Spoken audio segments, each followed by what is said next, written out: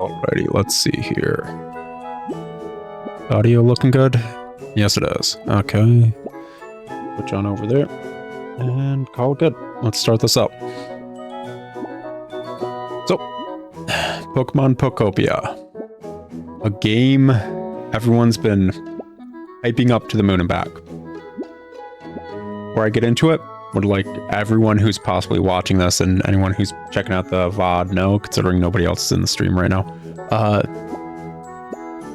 This game is brought to you by the Russian Mafia. And I'm going to leave it at that, because I'm not joking. Not the game itself, but my copy and my ability to play it. Moving on.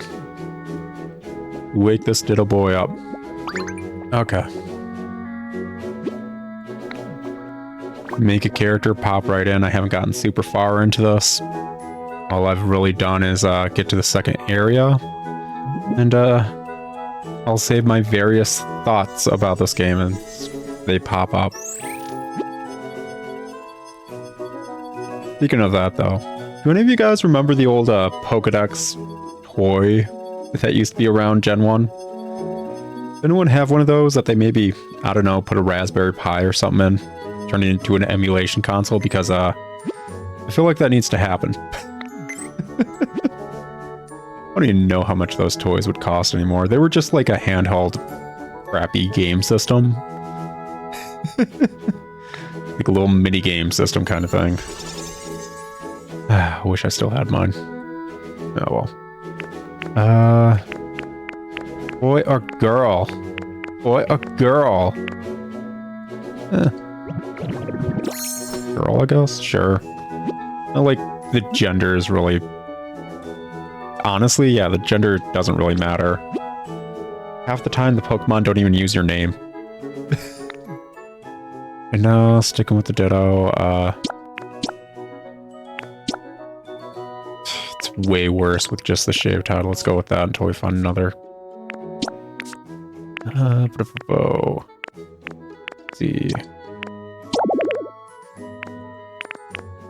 Yeah, why not? Sure, why not? Doesn't particularly matter. Let's go like that. Sure, it's horrible. Outright hate it. Despise it with every fiber of my being. Yo, what's up? I'm doing good. What's up with you?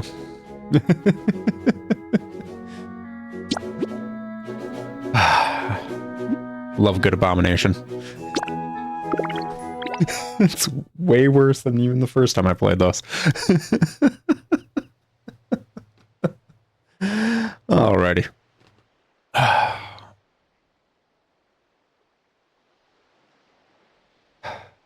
Love the Tangrowth with the frosted tips and all that.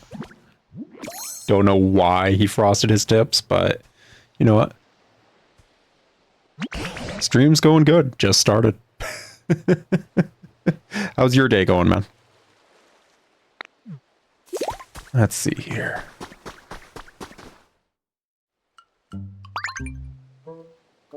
Tangrowth, Tangrowth, growth me a tang, I guess.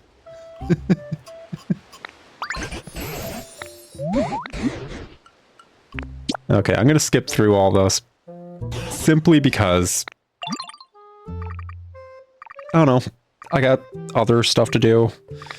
Kind of be angry at this game because it's just Dragon Quest Builders 2, but a little bit lesser in a lot of ways. Made by Koei Tecmo. I want to work up to streaming daily. I do. I'll probably work up to that after vacation sometime, yeah. We've got a vacation coming up next weekend, so soft no, eventual yes, possibly. I've been swamped with a bunch of nonsense. Yeah. Anyways, yeah, this game is... If you play Dragon Quest Builders 2, it's immediately Dragon Quest Builders 2. Same devs, everything. It's just a lot of choices were obviously made.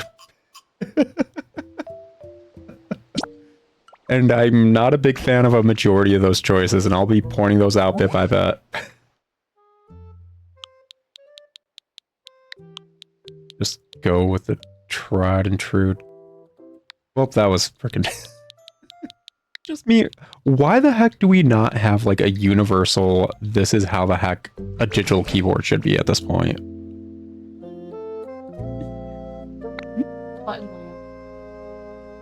Same reason. Let's be honest, freaking Nintendo is just like the only one holding out in that regard.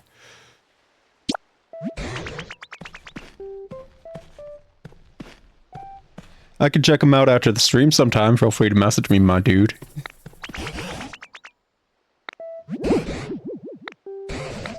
Alrighty. Anyone who doesn't know, the plot of this is post-apocalyptic. Humans are extinct. Pokemon are basically extinct. I do not have my own personal Discord. But you can hit me up on the socials down below, man. Yeah, Dragon Quest boulders through. And through. Oh yeah, the dead Squirtle. Keep forgetting about that, dude.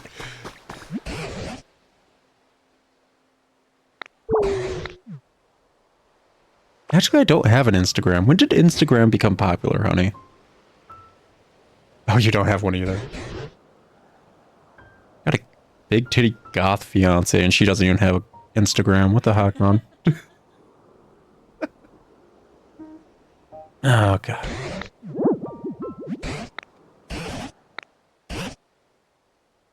I have a Twitter and a Blue Sky.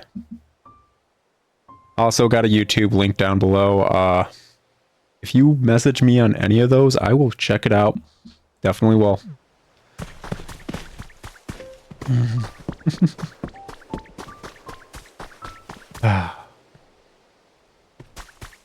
Hold up real quick.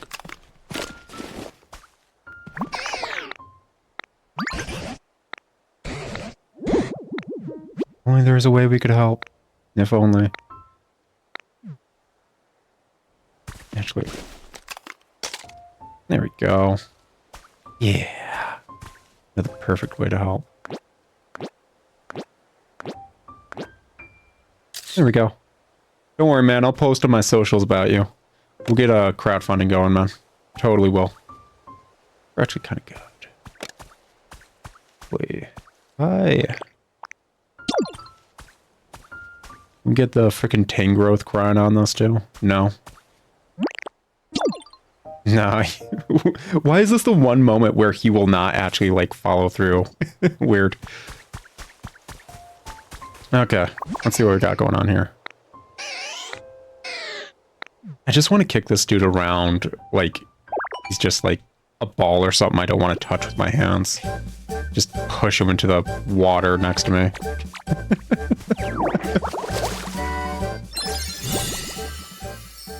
That being said, I will say, bidding on him has the same energy, so I guess I'll do that. Okay. Quick question I want to test out. So we have PP for everything we do. Does that start draining? Alright, yeah, it's starting to drain already. What happens if I run out of PP right now? Oh, yep. Like I said, we'll do as soon as the stream's over, my guy. Oh, this is gonna take forever. I just want to test whether or not you can actually low-key soft-lock yourself here, man. Oy vey.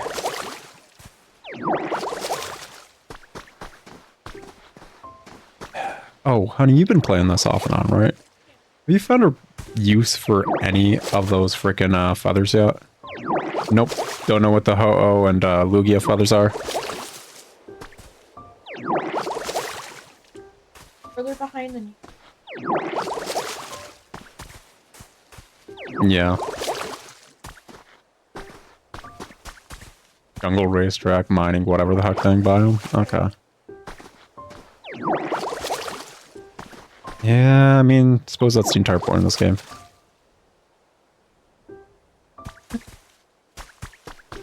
I'm gonna be honest with you, my guy. I'm not tech savvy. And I'm not good at juggling multiple devices. Which is why I usually look at that stuff afterward. Ooh, can I be kind of D-bag and just perfectly around him. Yeah, everywhere but him. There we go. Perfection.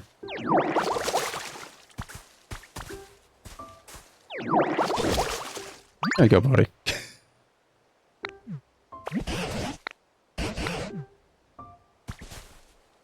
This is what I like to call a desert of his own design.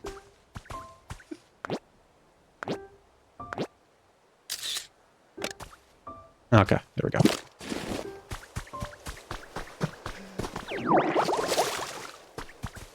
Alright.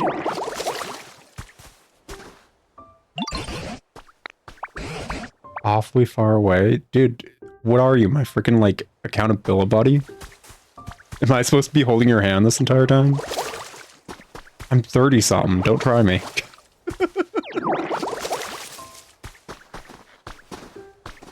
I feel like a certain friend of ours would demand, like, if I made that joke, to hold my hand in the most annoying way possible.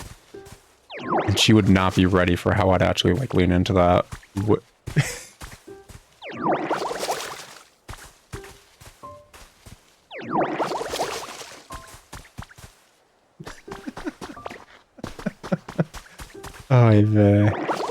So, I don't know if you guys can hear it, but I mentioned on the socials that, just had our cat groomed. And now our other cat is... What, you don't like a bit of a spritz, Or are you just not into being spat on? Because if you're not into being spat on, I don't know if we can... You know what, I'm gonna drop it there. I'm not into Tangrowth whatsoever. Canonically, I am into monster, whatever the hex, but Tangrowth ain't one of them. I'm not even following that thought process. Ay vey. See here. Genuinely curious if Tangrowth will just, like, toss a berry at you if you frickin' complete this nonsense. What was it? You cleared up Meowth's flooded area earlier, and there was different dialogue for that. Which is usually a showcase of great design philosophy that players will kind of do whatever the heck they're going to do. The issue is as we've kind of seen, this game doesn't have great design philosophy, though. It's got unique design philosophy in a lot of ways. Like making sure you have to hit a button just to pick up items for some reason. And all the other issues with the controls that don't feel right. That were obviously not an issue in Builders 2. It really is like Nintendo just asked Koei Tecmo to make Dragon Quest Builders 2 with Pokemon, but worse. And I don't know why. Why did they add real-time mechanics to this freaking style of game? It's so wild. I've finally almost out of PP. Let's see what the heck we're working with. Don't want to hit any of the trees because those can freaking spawn berries and all that.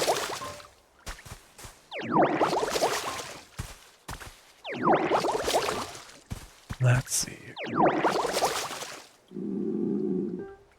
Finally.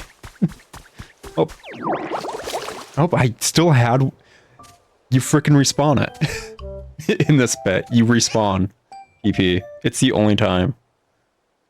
It is genuinely lame. Okay, that answers that.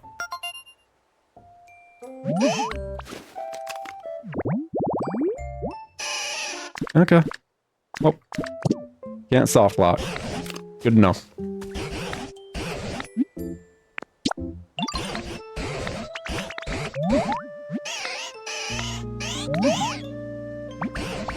Skipping ahead. I got a weird bald head. Can you not blame me for skipping ahead with a face like this? I'm assuming neither of you guys want to look at me.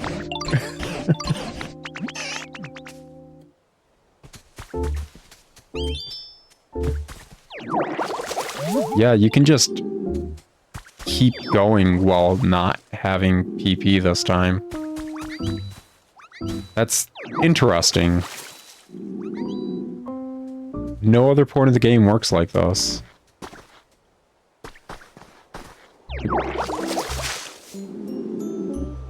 That's okay. Very odd. Anyways, there you go, buddy.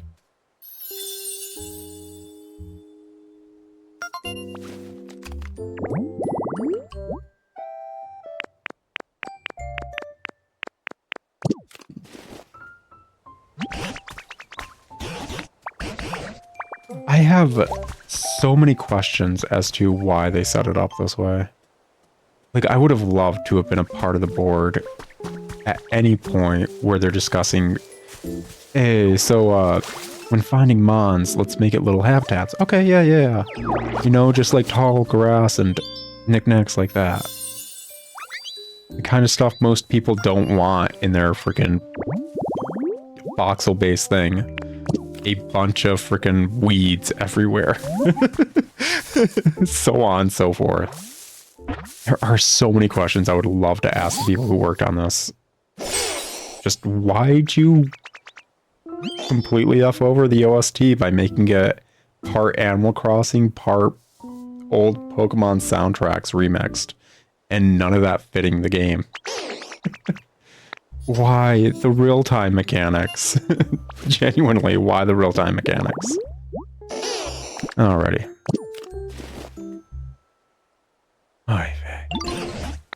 Why have, like, very basic aspects of interacting with items locked behind having a Pokemon follower?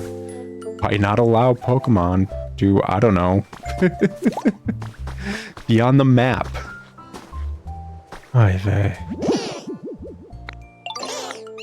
Well, let's get through this tutorial. Yep.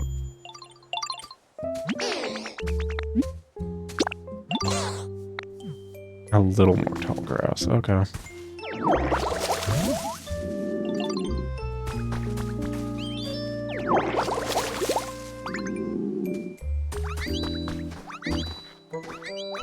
I kind of like the constant stomach growling every single time. I'm certain it'll get grating to me here in a second. Oh yeah. Why does Bulbasaur sneeze up leaves when he does that?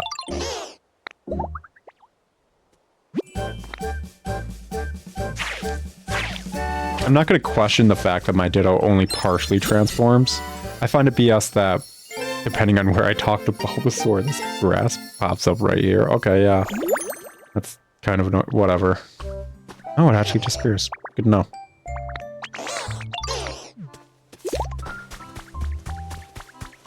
Okay, what do you need? Tutorial. Oh, grass habitat. Gosh, where could Squirtle live? I wonder. Anyways. So, if you haven't played this game personally, obviously we're Ditto. Obviously we're mimicking a person, basically. And, as opposed to having a hammer and, I don't know, tools that you can easily switch through, you switch through what transformations you want as your tool set. Cool, fine, whatever. You don't fully transform, as you basically just saw. And I'm going to assume it's a Meowth situation. Kind of like Meowth from Team Rocket, who flew a bit too close to the sun for a Pokemon. Which, if you don't know, Team Rocket's Meowth can talk purely because it spent all of its time learning to talk. And now it can't use any moves besides Fury Swipes. That is the only move Team Rocket's Meowth knows. Simply because it used up all of its knowledge. Frickin' learning to talk. And it is a weird outcast amongst Meowths. Okay. I don't know.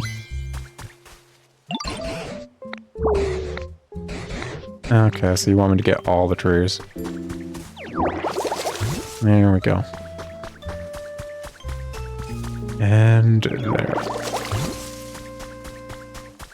That a bit better, dude? Yes, no, maybe. Nope, that's not enough.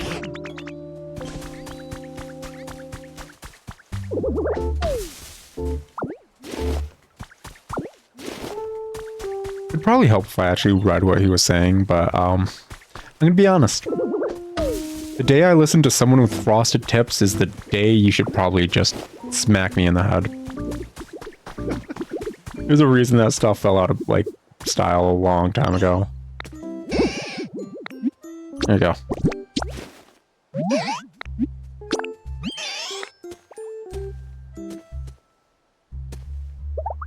Gosh, that looks so effing creepy. Love it.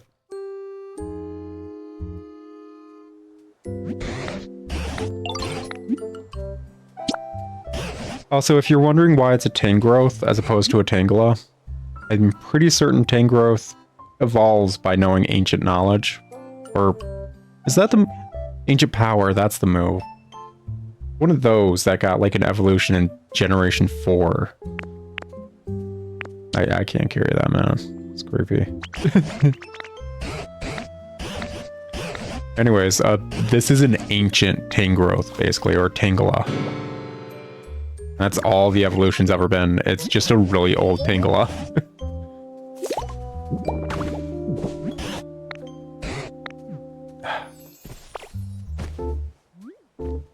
I am so on the fence about this game. Because it's got so many cool aspects, like just small tidbits like that.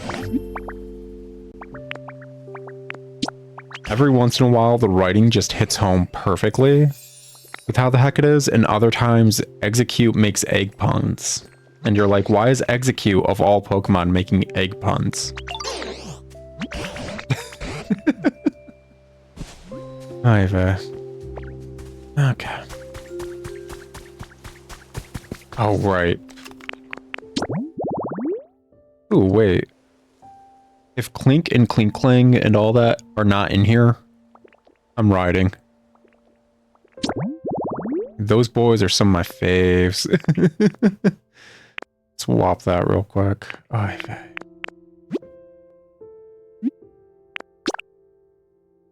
And waiting for the save. A very long time just to wait to save your settings.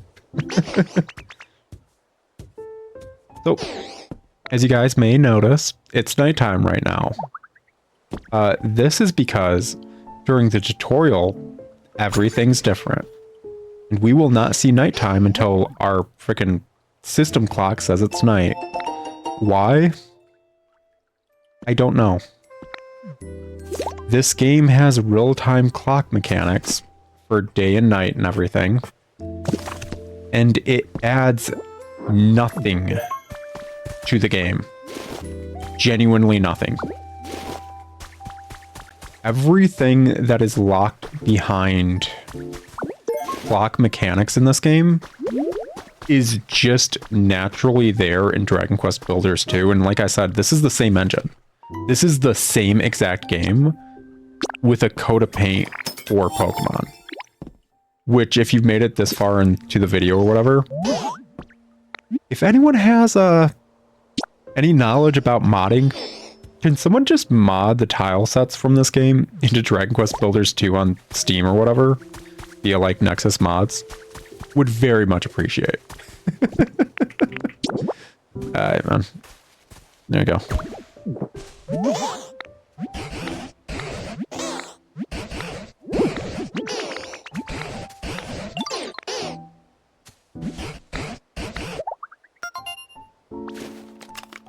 So, I was talking to my fiance about just why they might have forced the stupid real-time clock mechanic when it doesn't need to exist here. And we just came to the conclusion it's probably because Pokemon usually has a real-time clock mechanic, even though this game is not a usual Pokemon game. So yeah. The entire reason you're not able to finish your Pokemon Center in a decent amount of time, even though there are other mods making it,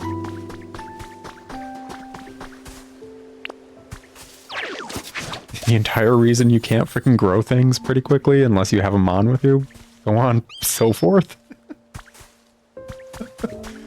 Everything is because Nintendo just wanted to do something stupid. And that stupid thing was real-time clock mechanics. This game is like a midpoint between the real-time chill nonsense of Animal Crossing and you need to grind stuff out because you have the freedom to grind stuff out as most of other voxel-based games are.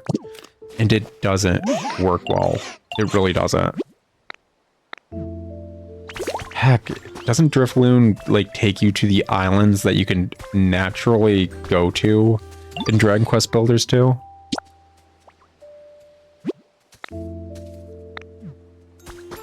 Which I guess I'll showcase later if whoever the heck's watching this hasn't played this game before. Oh yeah. Lighting things on fire. There are a lot of items that you place down that need a Pokemon's interaction in one way or another. And as far as I'm aware, I'll admit, I haven't beaten this game. I got one zone over, messed around there, and figured I'd stream it because, for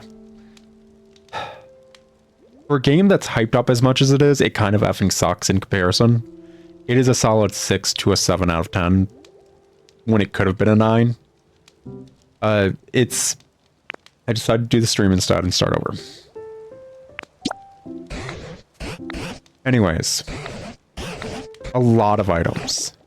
And I mean a lot of effing items that you just place down. Need a Pokemon to do something there. You want to light a fire? You need a fire type.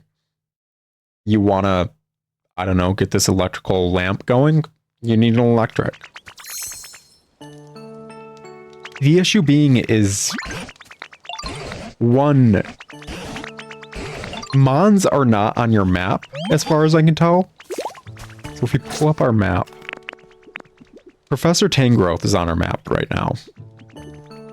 And I want to say just a small handful of other Mons will ever be on our map, but it's mainly just Professor Tangrowth and me. And the Pokemon just kind of wander everywhere the second you kind of get the area looking good. They will go from one corner of the map to the other. And my fiance said, well, I'm pretty certain if you have a Pokemon with Fly, and we are assuming maybe even Teleport with you, that will let you go to the Mon you're looking for. But the issue is you need to be able to find the Pokemon with Fly or Teleport as well. So you're back at square one. And this is all just so you could light, like, say, a candle or something in one area that you're making. God forbid that area you're trying to take one of these Mons to is just kind of hard to get to. I was walking around a Lapras to do stuff. And the Lapras would not swim. The Lapras would not follow after me by using Surf. But it would leave me, hop in the water, and go back to its home. It just wouldn't follow me to where I was by swimming. So, beyond the fact that you need a Pokemon follower as a party member just to do stuff, you also need to constantly clear a path for them.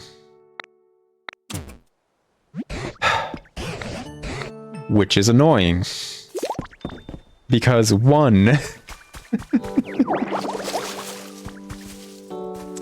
Pokemon just outright, big ones like Tangrowth or whatever right there, they need at least 2 block wide paths to go through. They will not do anything besides 2 block wide paths.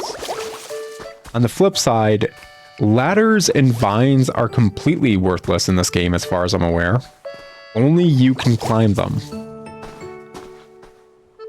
Which defeats a majority of the purpose of using them to get around. Because like I said, you need to carry around these mons with you to do a lot of stuff. And it's basically, this entire game amounts to a metric F-ton of annoyances that stop you from having the freedom of gameplay that this game is kind of low-key known for. Actually, this type of game, I guess you could say. Oh, it's been so long since I've done any sort of recording with constant talking. I think the freaking Let's Plays going up on my channel are like months old at this point. Yep, I get that. Cool. Got that. Freaking just pick this up. Pop it over here. Yep, Hitmonchan.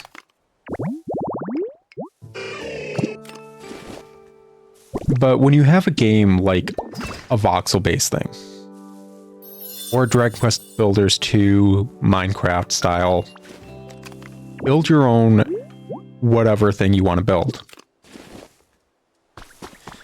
Having things that hamper your creativity, honestly, it kind of sucks. It just genuinely kind of sucks. And this game just does it constantly. In every way, shape, and form. Before switching to this new save file, I had a full, like, practically head in my hands moment, realizing this island I had found had, like, street lamps on it. This random island I found had street lamps on it. And I just had this, like, heartbreaking moment realizing I either A, needed to build, like, I needed to build a bridge to this island, which the entire point of this island was the point that it was an island. Nothing naturally connected to it. It had docks that I was going to rebuild. But I needed to build some sort of bridge to either A, bring a Pokemon over to turn on these street lamps, or just fill the island with power lines. It's like, this is less than fun and less than pleasant. Genuinely and truly.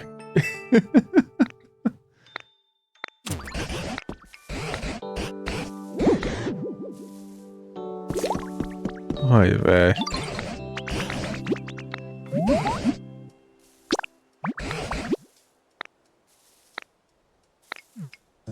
Okay, so it wants me to purchase something. May as well just get enough coins to purchase the inventory upgrade, because inventory in this freaking game sucks. Just like everything else of the small nuances. This is the only game I've ever played where I've genuinely been upset about sound design. Like, sometimes I'm like, sound design could be better. This game legit just, it doesn't sound nice to play, and I've never felt that way before. The OST is constantly flipping through Animal Crossing and nonsense like that, or a rehash of a Pokemon OST, and it doesn't fit the game.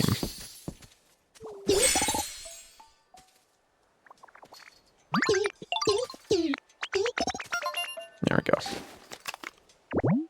Alright, Timber. I still don't know if you're a beaver or not, man.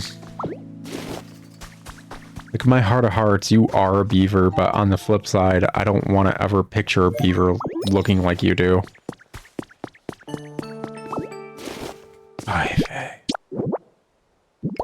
Go. Another aspect that's kind of genuinely annoying.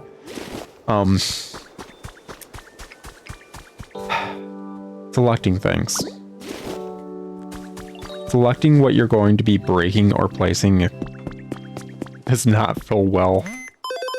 And I know I sound so effing nitpicky right now. I do. I've just played the better version of this game before.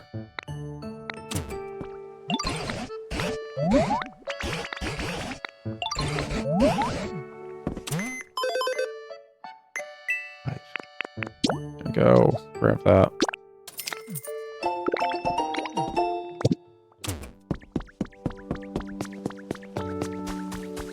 And it's just so wild to see all the issues this game basically has.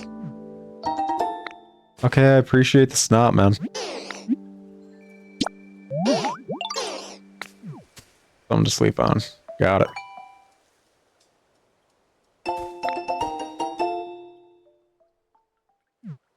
But all the issues this game basically has aren't present in the game it's based off of. And the only reason it would be that way would be one of two options. One, Koei Tecmo just wanted to freaking troll Nintendo, and I totally understand that. That's effing hilarious. F Nintendo is one of the crappiest companies out there. Which I know people might be a bit upset, a smidge upset at that. It's, Nintendo's like a over a century long company. It's very long lived. You don't live that long with being nice. You just don't. Okay, let's see here. Nope, environment still not up. Got it. Cool, whatever.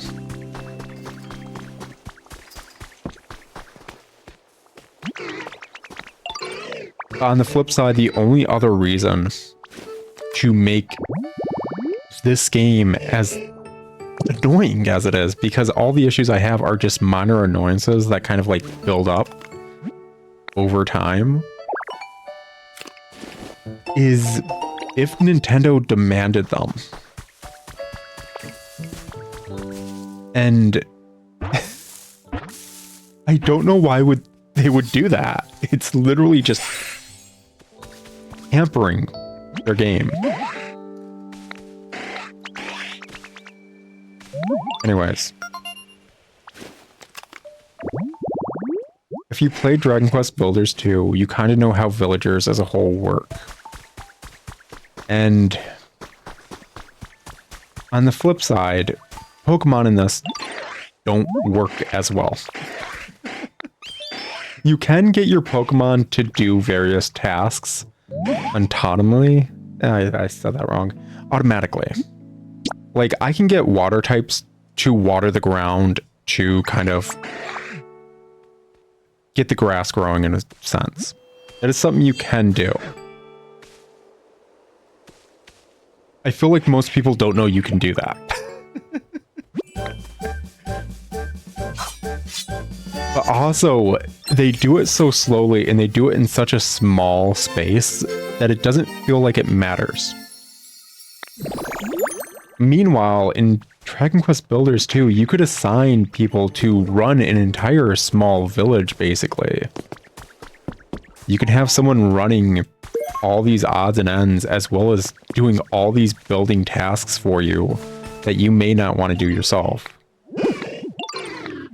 Yeah, they legit sought out tasks to do, as my fiance just said, which probably didn't get picked up on the mic. Like, they'd go out of their way to look for things to do that were helpful, not annoying, helpful. I don't think there was ever a time playing Dragon Quest Builders 2 where, besides joking around, I genuinely got annoyed at any villager.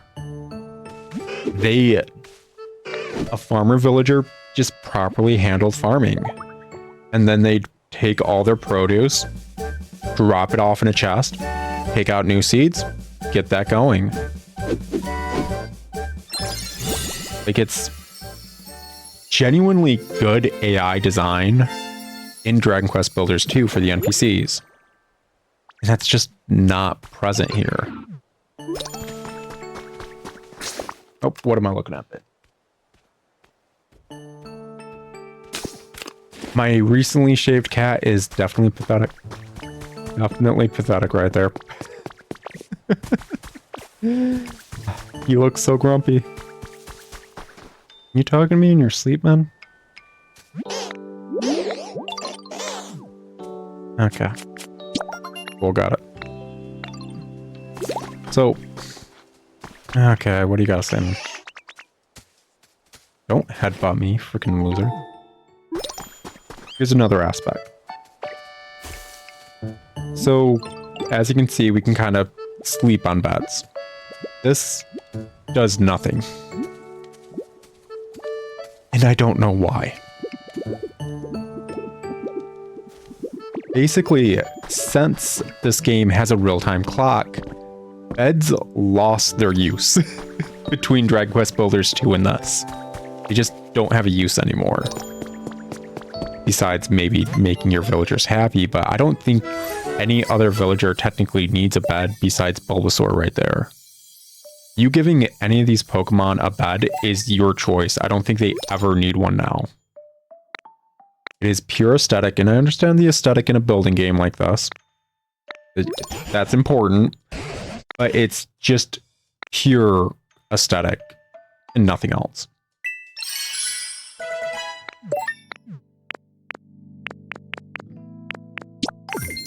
Okay, so they have just like, I want something from this random category of your crafting menu for relaxation.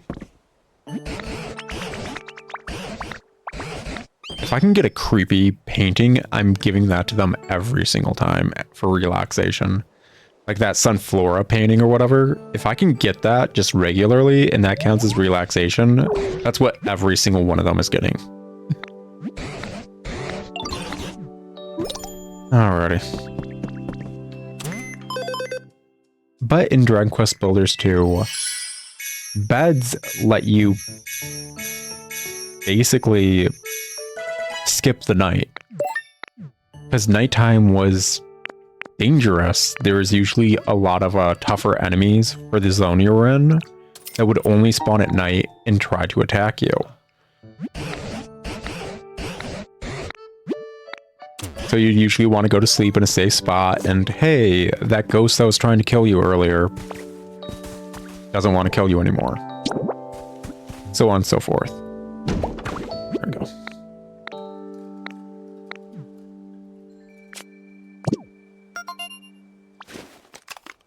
Now that they don't have a purpose, it's...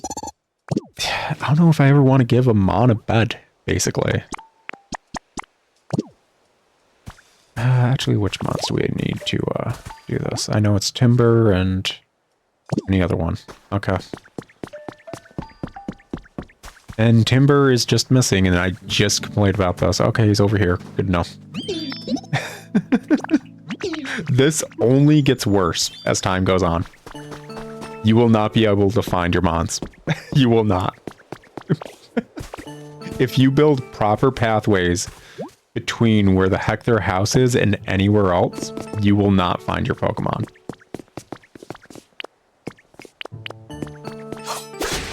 There we go.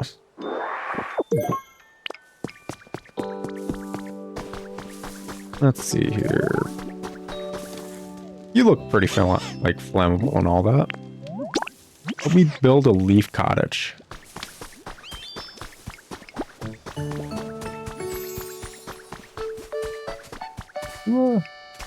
Yeah, whatever.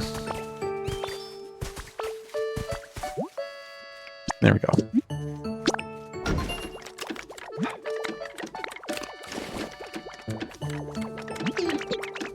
Anyways, this is our first interaction with real-time mechanics. I think building a small den or whatever is 15 minutes. 15 IRL minutes. I don't know why. Genuinely, I don't know why. On the flip side, properly, nope. Let's see here. How high can I? Right around there. So, as you can kind of see, I cannot get rid of the base foundation underneath. That may seem kind of weirdly natural to you. You're having something built on it. This is a voxel game.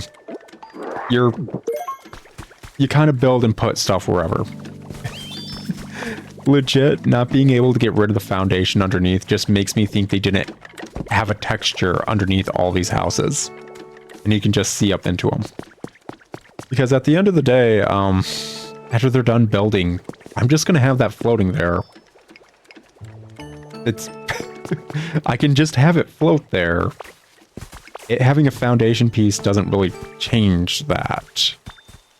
I did. Yada yada. Just smash all this nonsense. There we go. But that one fact that you can't get rid of the foundation is kind of like an overarching issue throughout the game. We have an engine that's legit built around freedom and doing whatever you want. And it doesn't let you do whatever you want in it. Not because the engine can't do it. Like I said, you see the perfected version of doing all that in Dragon Quest Builders 2. They just chose to not let you do a lot of stuff. And that's it.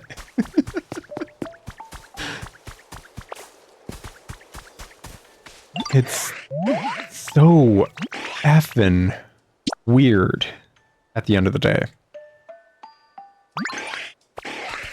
So genuinely and truly weird that they hampered their player base's creativity in a game based around creativity.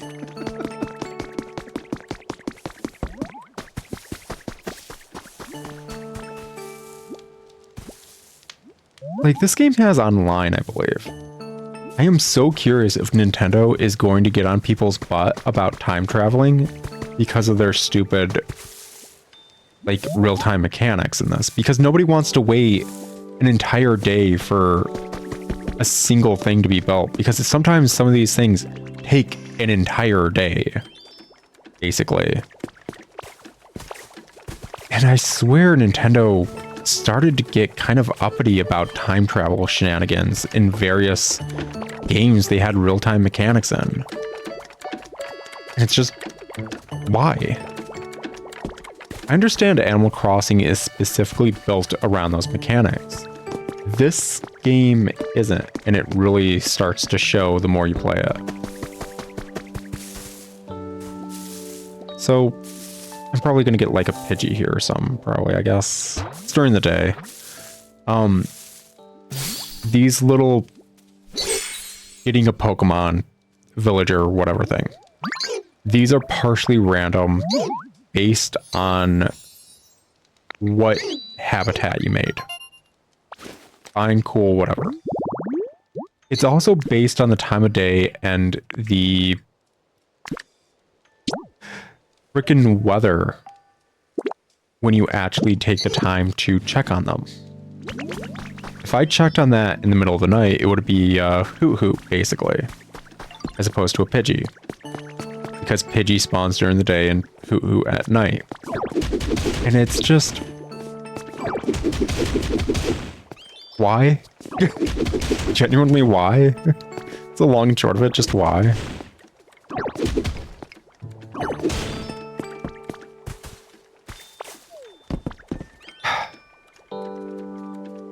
Looting things is another issue.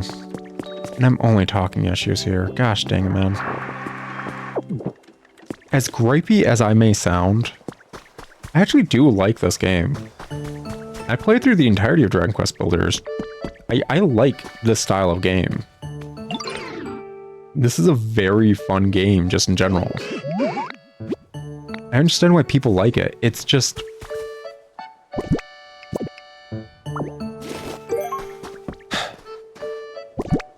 why did they basically just commission the people who made the better version of this game to make a worse version of the game?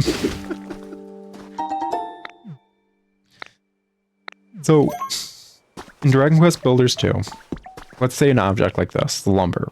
That is a placeable object. You would take your hammer, smash it, and then it's an object like how these rocks are sitting right here. And you'd walk over and just instantly pick it up.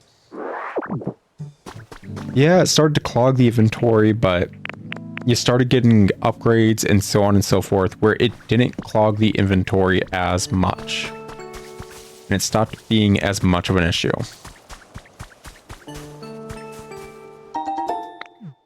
Meanwhile, my fiance and I at this point, after playing for a while, just stop caring about picking things up because it's a hassle. And that hassle just starts growing more and more with the various mechanics and aspects of this game.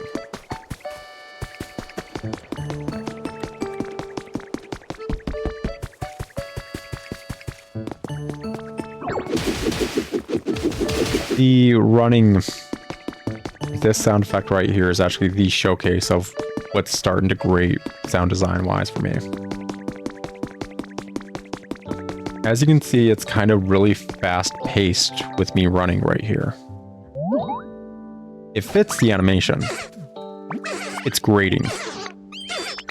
It's genuinely grating with how often that running sound effect is. Okay, I got that. Oh, actually got that. Awesome. So, we can use that to show off something. Okay.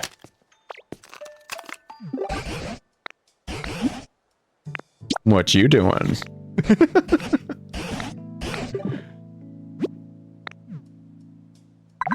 Dude accidentally hung up on me. So I'm skipping dialogue hardcore and all that. If you're curious about the plot, like I said, post-apocalyptic, humans are gone. This might be a prequel to, I don't know, the Pokemon Mystery Dungeon games, because it kind of feels like it. As for what the heck's going on, Tangrowth was the only Pokemon around, with the exception of one other, well, a few others as far as I'm aware, but they were all super isolated. Like, there's an Onix on this map that I'm not even certain. Actually, I'm going to be honest. I think that Onix has always been there. Genuinely and truly, I think that Onix has always been there because the Onix knows Tangrowth. I crap you not. You never tell the Onix about Tangrowth and he name drops him. But,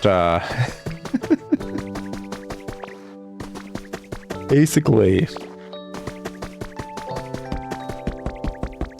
almost every Pokemon is gone. And humans are just hardcore gone. Don't know where they're at.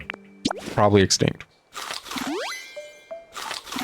Right now, we are in what we're assuming is Kanto for some reason. I don't know why they went with the Kanto region, actually. Considering a majority of people who this game's designed for. Let's be honest, this game's designed for babies. Nothing wrong with that.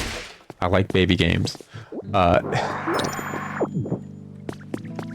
this game's designed for children, obscenely young ones at that.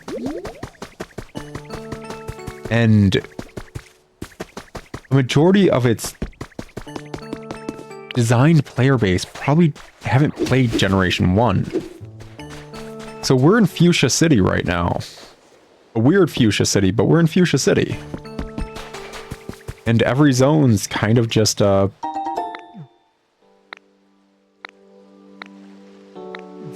freaking other city as opposed to any of the routes in Kanto as far as I'm aware. Alright, there we go.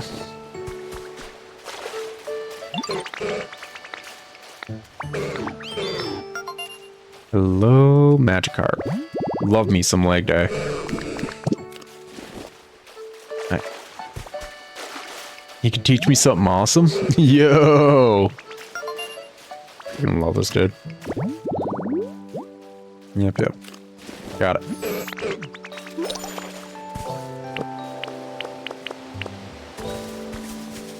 As far as I'm aware, let's just say a majority of all Pokemon are also extinct by the time you start the game. But the question is, where are they coming from? Well, they're low-key being isekai'd as far as I'm aware. Every single Pokemon you talk to is like, I was just kind of napping, man. Now, I learned a bit of info in the second zone that may bring it to question. But there's a few possibilities. I'm just spitballing here. Don't know exactly which it will be. Right. I was going to take a seat. That's what I was going to do. Just take a set. Alrighty. Just grab this. But on the flip side, all these Pokemon could either A, have been sealed away by the people for one reason or another, been sent forward in time by a Pokemon like Celebi or whatever, which, as we'll probably see later, most likely. As far as I'm aware, legendary and mythical Pokemon are just still kind of out and about doing them. There's a random chance of Ho-Oh or Lugia flying overhead, depending on which map you're on, and just dropping a feather. What those are used for, don't know, but they do that. Just every once in a while. So there's a chance plot-wise, Celebi, Hoopa, one of those Pokemon that just has the ability to warp space-time to their whimsies, could have just outright sent everyone and isekai'd all these Pokemon forward in time, basically. Combee. I like Combee Investment Queen, I really do. Let's talk about one of the annoying mechanics in this game, because that's all I've ever been doing. Combee has litter. Pokemon with the litter specialty drop useful materials near their homes. So, anyone who's played Animal Crossing, and anyone who's played any sort of, I don't know, super chill game, Stardew Valley, freaking Story of Seasons style game, any of that. If you're allowed to kind of like customize your area, you know what most people don't like? Garbage on the ground. Most people don't like garbage on the ground. Any Pokemon with the litter trait, just toss crap on the ground. And as far as I'm aware, you're just kind of SOL. There is something like a community box, which is supposed to be used to like gather stuff, basically. And that actually sounded like a Pokemon flying overhead. Pretty certain I just... Yep, there's Ho-Oh. Oh, all the way up there. Dude, I don't even have jumping yet. Freaking rude. Okay. So, as you saw Ho-Oh up there, and the fact that there's smoke coming out from over there. Where are you at, Magikarp? Sorry, buddy. I love you so much, but we gotta skip ahead. That is so effing cool. I know I'm rushing this, but Magikarp just showed us like the coolest thing ever. It was him flopping, and I'm not gonna lie, it was pretty lit. You probably just had to play yourself to see it. Like, it was the coolest Magikarp flip I've ever seen. Anyways, as I just said, there's that pile of smoke. That's a feather. If we rush over there in time, we can go pick it up. Still smoking. And I do mean in time. My fiance has seen those things despawn.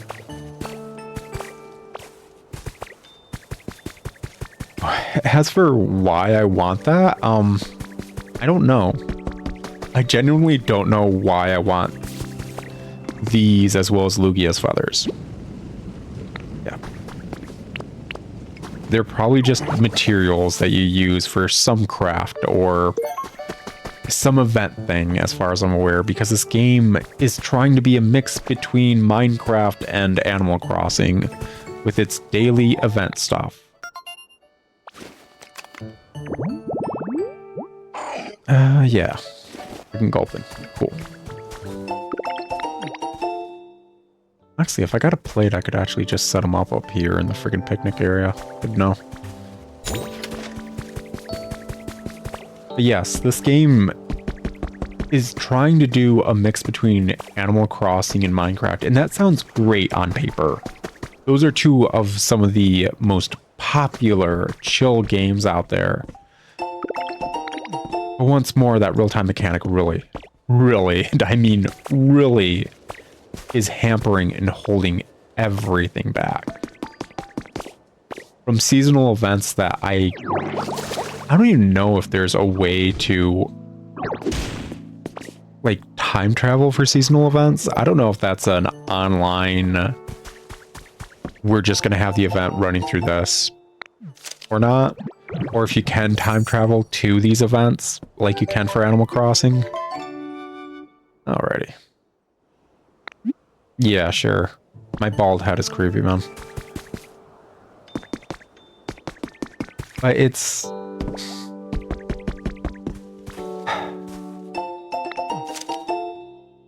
It's genuinely annoying, and it's going to become more annoying and more annoying as we keep playing. In a game like this, let's say I want to make a certain item. Let's say I want to make a gravesite, because you can make a gravesite. And a gravesite is the habitat for a Cubone. And I like Cubone a lot. So, besides the one grave over here, I think I can buy a grave item. But there is a recipe to make graves. Cool. So, I want to make a grave recipe.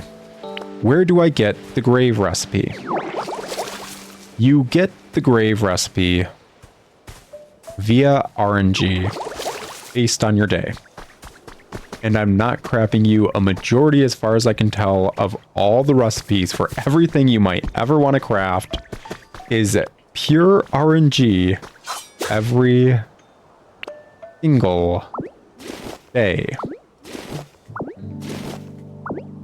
You can't really grind out trying to get various recipes or anything, really. There's a few you can get via unlocking the main quest. But a majority of anything you might want specifically is, well, you better hope it spawns on the day you're playing. And, I'm not gonna lie. That is effing bullshit. I really should not have to log in every single effing day in the hopes of just one recipe spawning that I want.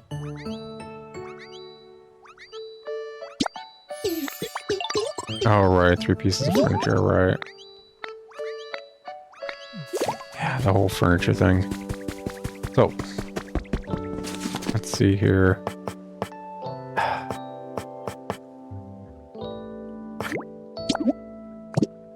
Actually, do I have any furniture?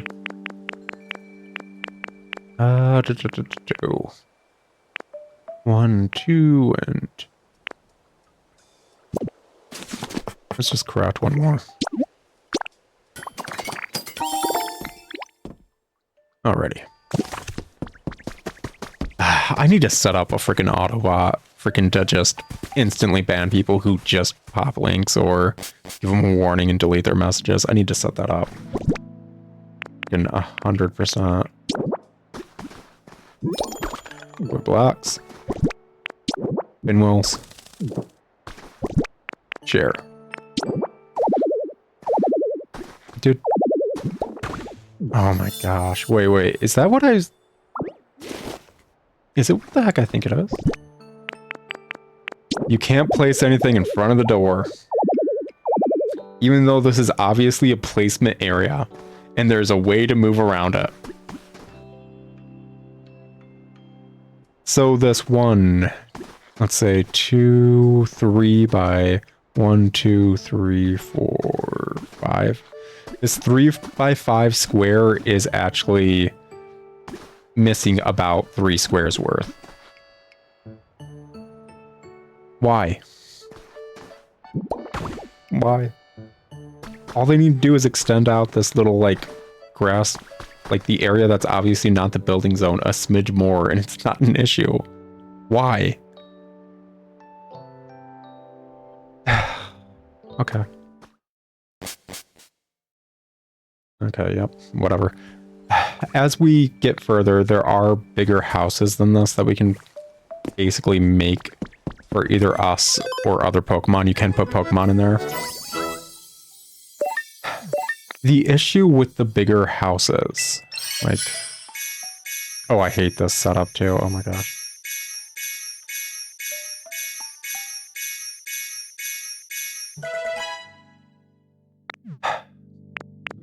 We'll finish this thought and go into that. So a leaf cottage kit. This is like a big cottage you can make. It takes like an entire day to make with all the materials. Cool. Whatever. When you go into it, it is pretty big. That's fine. But you can't put any sort of blocks.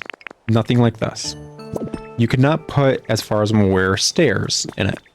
You cannot really do anything besides ground floor stuff. Which is really effing weird in a game like this. Because,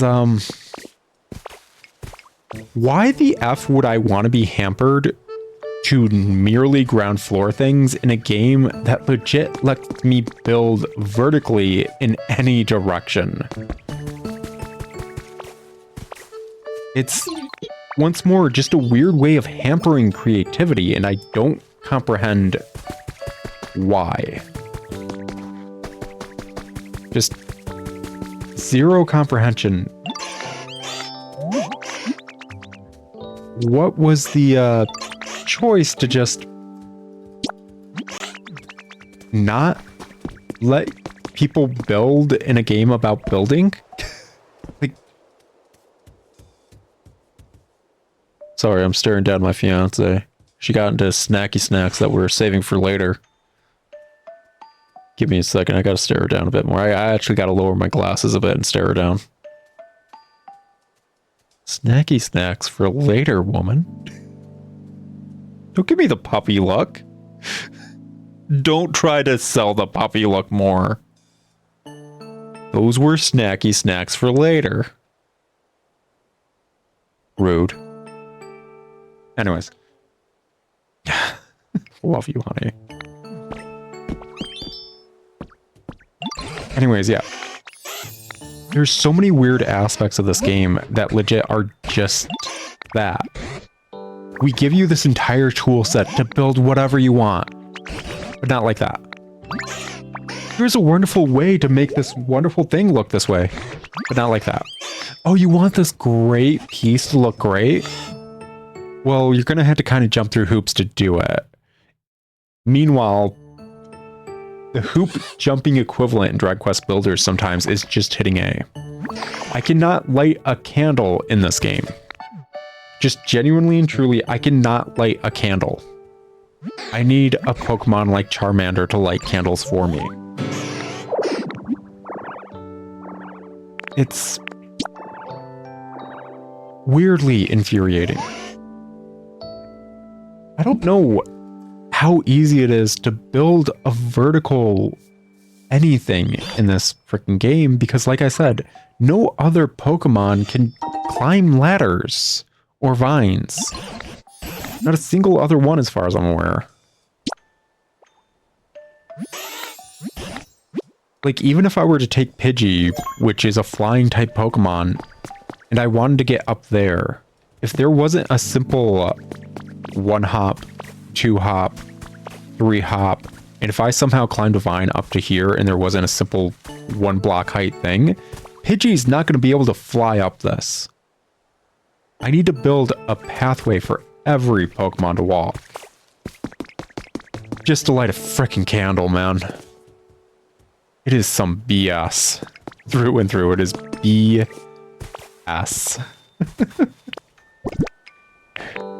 And the deeper you go into this game's systems, the more it becomes that as time goes on. Just oy vey. Alrighty. Let's just grab that real quick.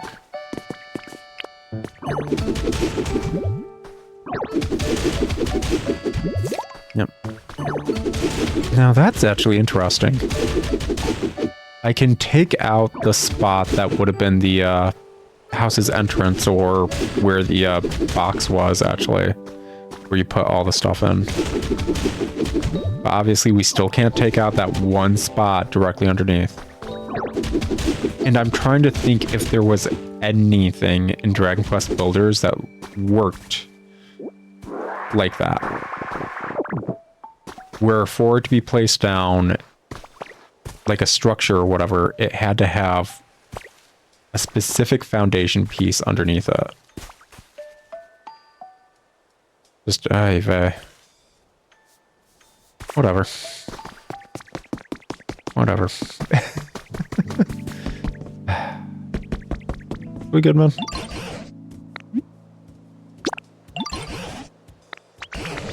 Oh, I am so sorry. I didn't talk to you after putting my flag on there. All I did was get a freaking recipe and all the joy of putting my flag on there. Nope, I need to talk to you after I do it. Got it. Appreciate it. That quest is complete now, but if I were to simply... Nope, no longer complete. Quest done. Quest incomplete. I know how to do this quest. I need to be told how to do this quest. I understand the mechanics of the game. Please tell me the mechanics of this game. That's what this is telling me. Okay. Whatever. That is... You know they had to program it that way, right? They had to specifically program the game to check whether or not the flag was still being placed for the frickin' quest to be completed. That means how quests work in this is not whether or not you finish them, it's whether or not they're finished by the time you talk to an NPC. It's a constant, not flipped switch, but endless check until the quest is done. It feels like it's wasting processing power, and I don't even know how to program a game. It just feels like bad programming.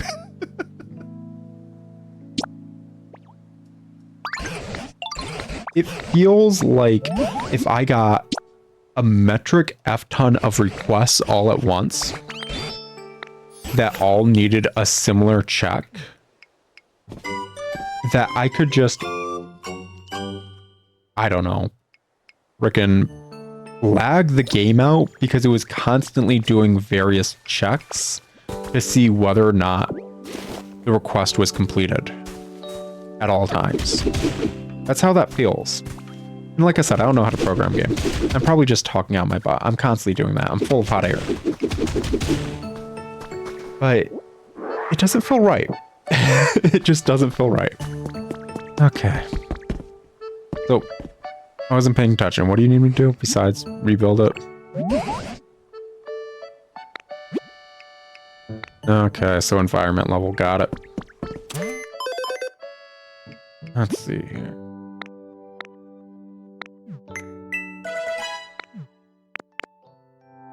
So, thus, we can buy a recipe here. One recipe per day, maybe more depending if we get our overall environment level. That's another thing I need to talk about. I need to talk about this entire shop menu. Oh my effing god.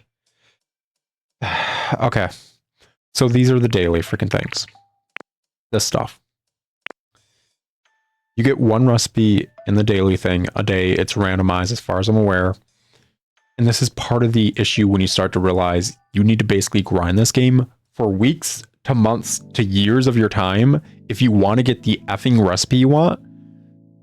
Because I don't know how large a pool the one-a-day recipe is. And I don't know if it also leaks into the loop pool of where you get other daily recipes. There are other ways to get RNG recipes, basically, and I don't know if these two things are connected. Maybe the shop recipes are like these 15, and the recipes you get from diving in the water are those 30 or whatever. Or maybe they intersect is all. Anyways. The environment level. As I think you possibly saw earlier, as soon as we raised it, a bunch of stuff got unlocked. sorting furniture, whether it's in this like menu or in your crafting menu, effing sucks. The sorting mechanic in this game effing sucks. Honestly, I'm gonna be honest, if they were doing this whole shop setup where like more stuff got unlocked as your level went up, it should be like these 2 rows are environment level 1, and then when you get to 2, more rows are unlocked, so on, so forth kind of thing. Because what are we looking at here? What are we looking at as we go further down? It's sorted by type. A twisted potted plant apparently is the same type as a mug as far as this game is concerned. And those kind of issues grow. If we switch over to the... Yeah, cool. I get it. I looked at the PC and the things in there. I got it. Cool. Appreciate it. Awesome. If we go over to the crafting menu. If I say get more of these, like recipes as a whole, do you think the log furniture is going... Heck, it's already freaking divvied up. So, log table. Cool. Log table's right here. Straw bed's right here. I don't think this is going to be like beds immediately after the straw bed. Benches and chairs, like... You can't sort this by, say, item set. It feels like... I'm going to be effing honest. By usage feels more of by type than the by type sorting. So, actually, like, I guess by usage would be tables, chairs, beds, so on and so forth. But what is by type? What does this equate to? A storage box, a log table, a straw stool, a log chair, and it's going to become more and more complex and complicated and just kind of messy when it comes to just this menu right here. If I want to make like an entire environment with like the log item set, let's just say item set akin to Animal Crossing. We have the log chair, the log table, the log bench, the log bed, whatever, so on and so forth. I am going to have to dig around to try and find where each and every log thing is, because there's no way of sorting that besides possibly like alphabetically. But let's be honest, when it comes to naming things, you don't have to have the qualifier like that it's made out of logs at the start. It can kind of be named whatever and still be a part of that set. So it's just... Oh, right, there's a weird stamp rally thing. This is another thing to get you to log in every day. They have a stamp rally akin to Japanese subway stops, I guess. I don't know why.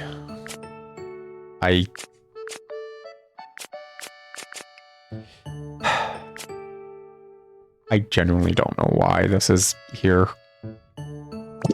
It's here. This game has a stamp rally. It resets every once in a while. Use that info however the heck you want. Oh yeah, Finvay.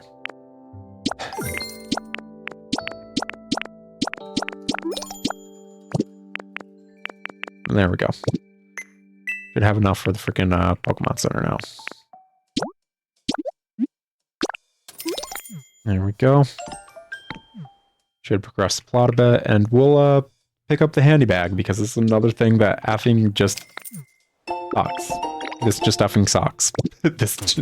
This mechanic just effing sucks.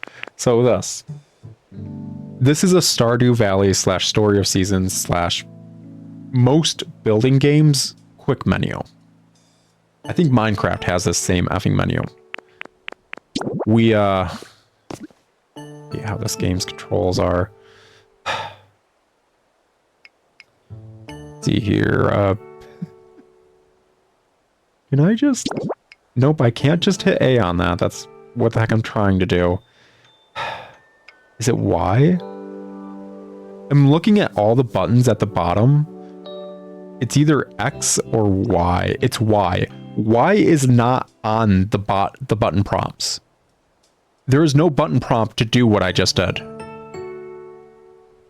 There's all these button prompts about various things, and not a single one says hit Y to do this. Oh my effing gosh. So X also does it as a swap thing. Fine. I only know why because I've been digging around in this game earlier, but yeah. So as you can see, even though that's a quick slot menu, it's not there. Why? Well, that's because we need to turn it on. Hitting R, we'll turn it on. And now you realize why it's not always on. So every time we select something, it just wants to build stuff. If we get like a full, I don't know, thing of it, as we switch through this, it always wants it out immediately, as opposed to having a specific button to use what's here. This is not an issue in any other game like this. This is not an issue in Minecraft, Dragon Quest Builder, Story of Seasons, anything. There is usually a button to take out whatever the heck's in your quick slot to start using it. No, you need a button to put it away. It defaults to you doing that. But as that was happening, I was using my D-pad left and right to switch between them. Well, here's the issue. The D-pad left and right used to be switching my tool belt. Now to switch my tool belt, I need to hit L to do this. As long as that quick slot menu is like there whatsoever, this is the only way to switch what tool I'm doing. Or move, I guess you could say. And there is no faster way. Why? Because besides L opening this, R is just run. Actually, it's jump by nature. The R button is the jump button unless you switch it. And B is run, and it feels horrible. Immediately switch that the second you start this game. Do not like hold on to the old freaking controls whatsoever. Just immediately switch that. If this game had proper button mapping for everything else going on, it would be way less annoying to actually play. So, since one of our buttons is just tied to the R button no matter what, we cannot cycle through both the QuickTime menu and our moves. So what does that equate to? Well, it equates to not having that bag out for the majority of the time you're playing, because it's annoying. It's just genuinely annoying to have a quick slot bag. I crap you not.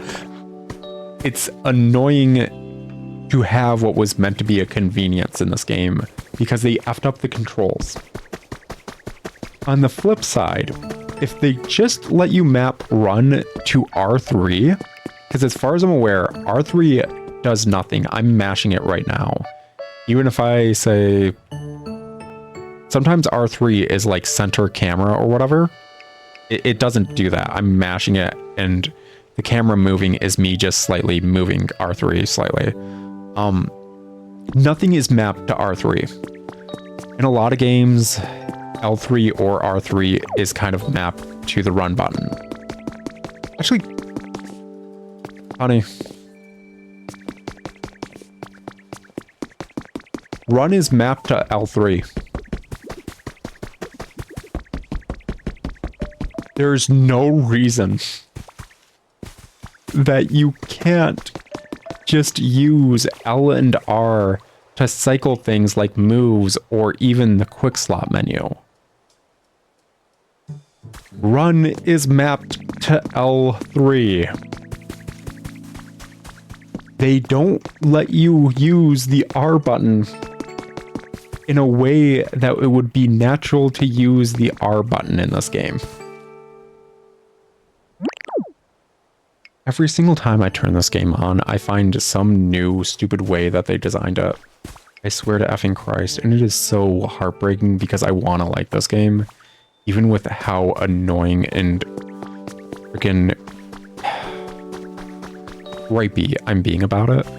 I'm this gripey because I wanted this game to be genuinely good. I was super excited to play it, even though this game was technically like my fiance and I being able to play this was brought to you by the Russian Mafia.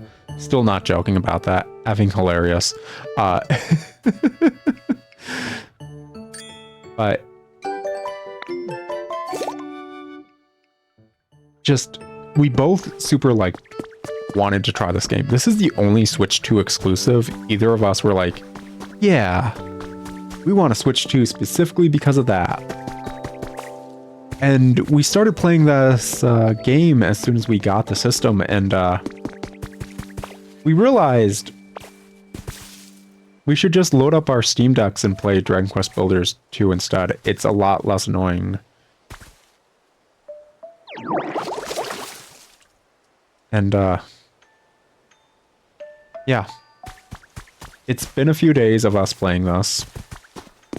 And like I said, every single time I turn it on, there's a new, really, really stupid choice by the devs when it comes to design philosophy. You cannot remap buttons how you want in this. The closest you get to remapping buttons is swapping the run and jump controls, which you should immediately do because running with frickin' B is infuriating.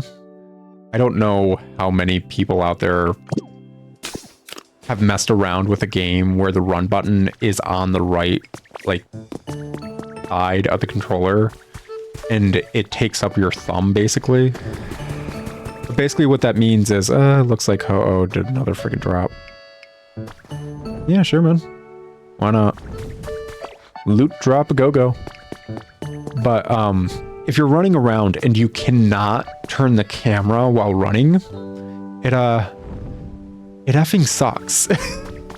It's very, very uncomfortable to play a game like that. Hey, you're going all the way over there. Okay. I think it's like, what, over here? I think this is the spot, yeah. Let's just break on through this real quick. There we go.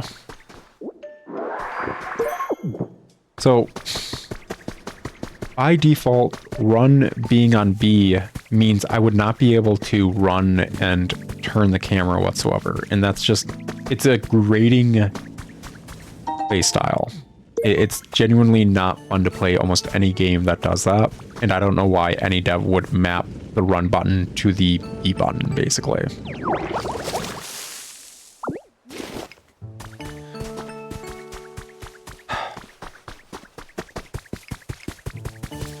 And it's constant small things like that.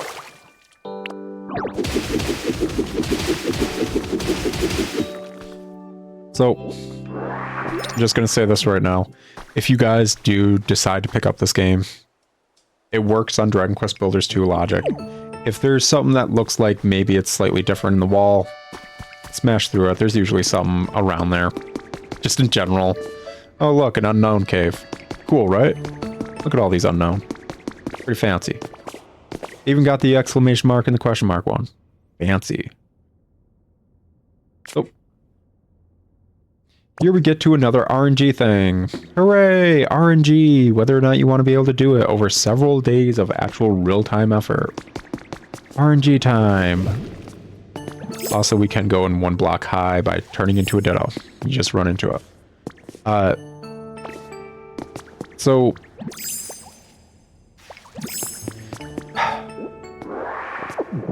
the pieces for this puzzle are just genuinely random. Every single day that you pick up. Fossils you pick up are random every single day.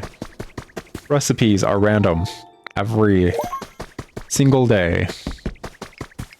Habitat hints. Traces of Pokemon are mostly random every single day.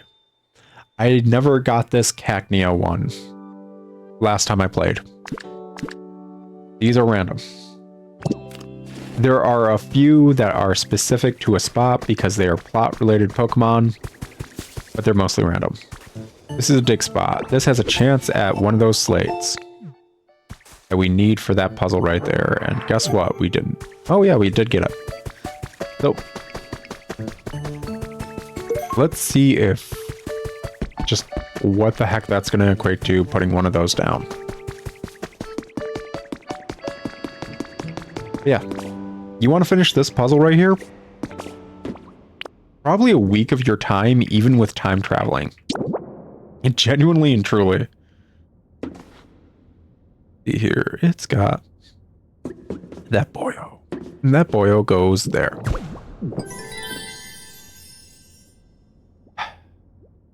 Around a week of your time with time travel. Have fun. I'm not going to do it. I've got other games to play.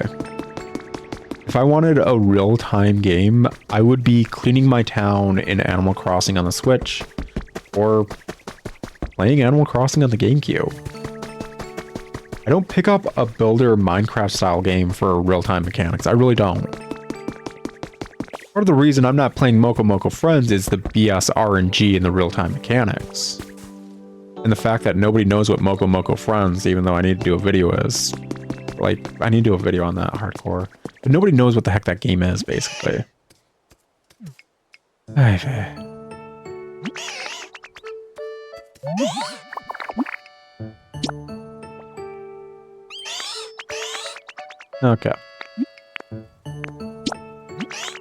So I got highly sidetracked by complaining about odds and ends, but main quest-wise, we need to do the freaking Pokemon Center.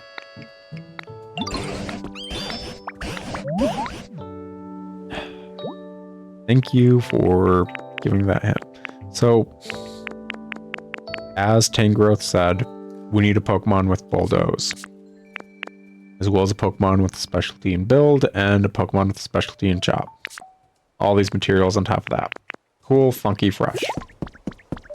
There's only one Pokemon that will give you Bulldoze in the starting area, so let's go deal with that. Yeah, what do we got here? Jellos. Good to know. Let's just, I don't know. Actually, you know what? Let's put that there. You know what?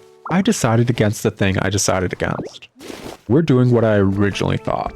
Let's go all the way up here and pop these down. There we go. Maybe a Shellos will spawn. How fancy.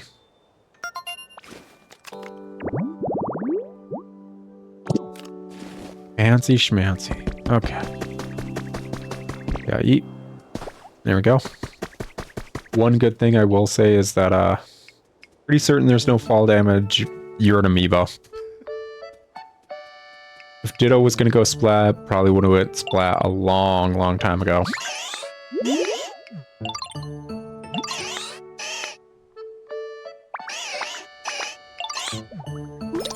Alrighty.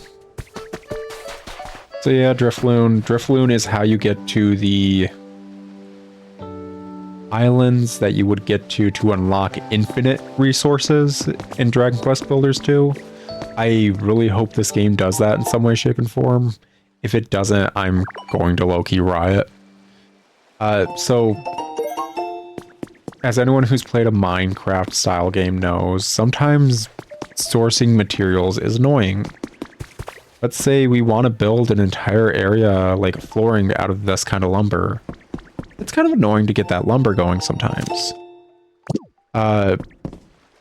Dragon Quest Builders 2, if you did side quest content on islands, basically, that were just randomized islands, pure RNG what's going to be on the island, but it would have certain types of materials guaranteed, I believe.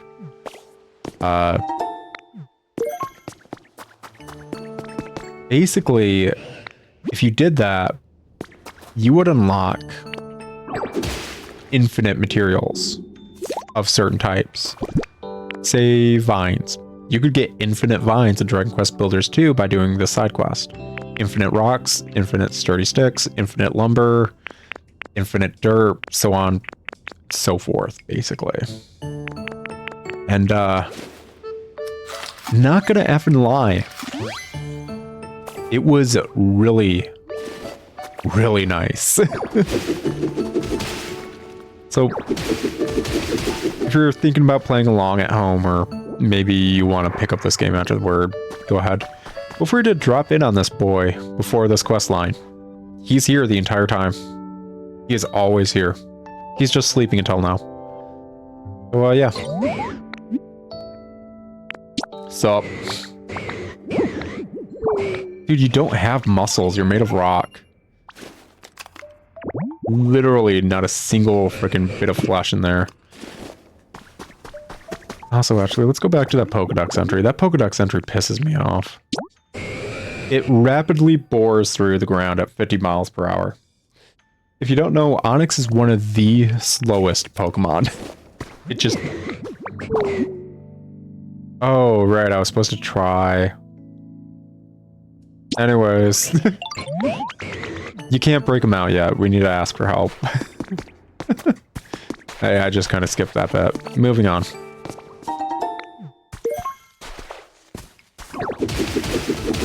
But yeah, Onix is one of the slowest Pokemon just around.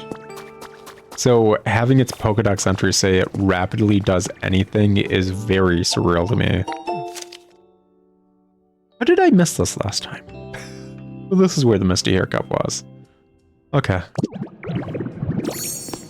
Sure. Somehow I missed that last time. Yeah, sure.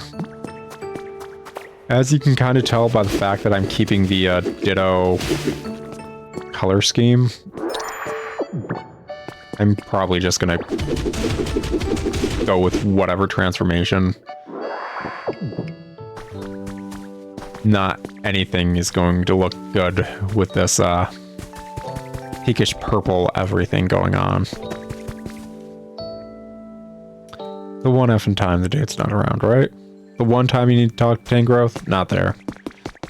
No, no. He wants to see what's on the other side of the, What you need? Okay. Cool. So, Pidgey has search and can use the dowsing machine. Good to know. Yeah, garbage on the ground. That's gonna keep happening. There's nothing you can do about it as far as I'm aware. He wants to see what's on the other side, except we already did that. So, yeah, let's go.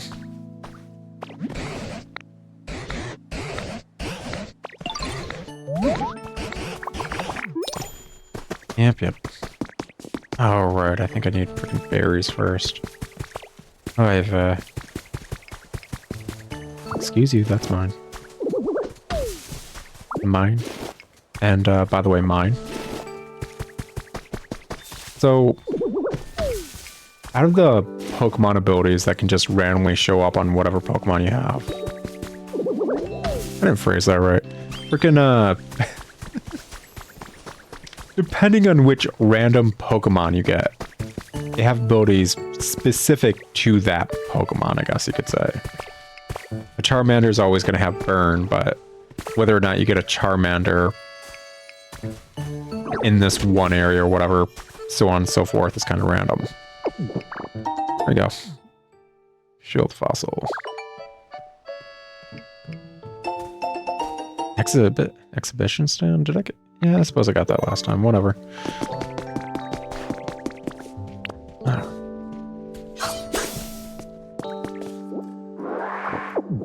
There we go. Pick up. And... go.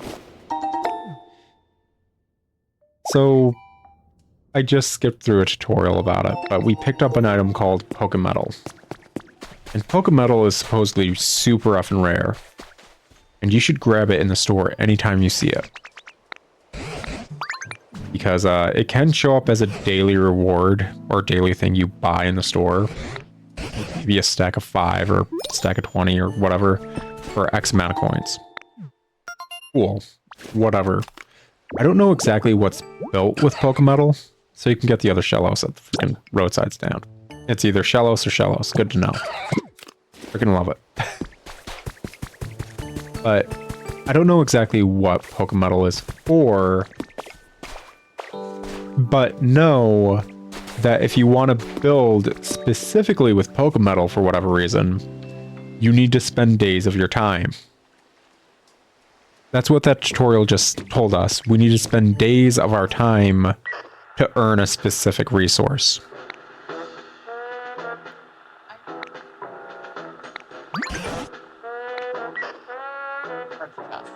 So massive storage chest is all you've seen Pokemetal for. I think that's all I've seen too, but we're pretty early on.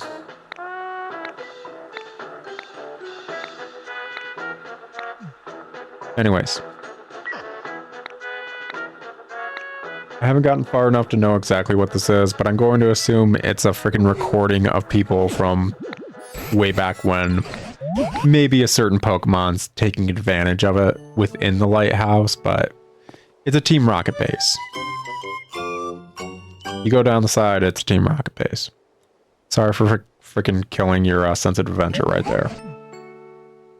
But the team initiation is rockets. There you go.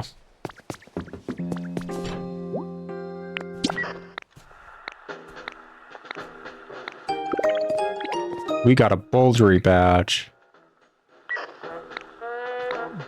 As far as I'm aware, I don't know if that does anything.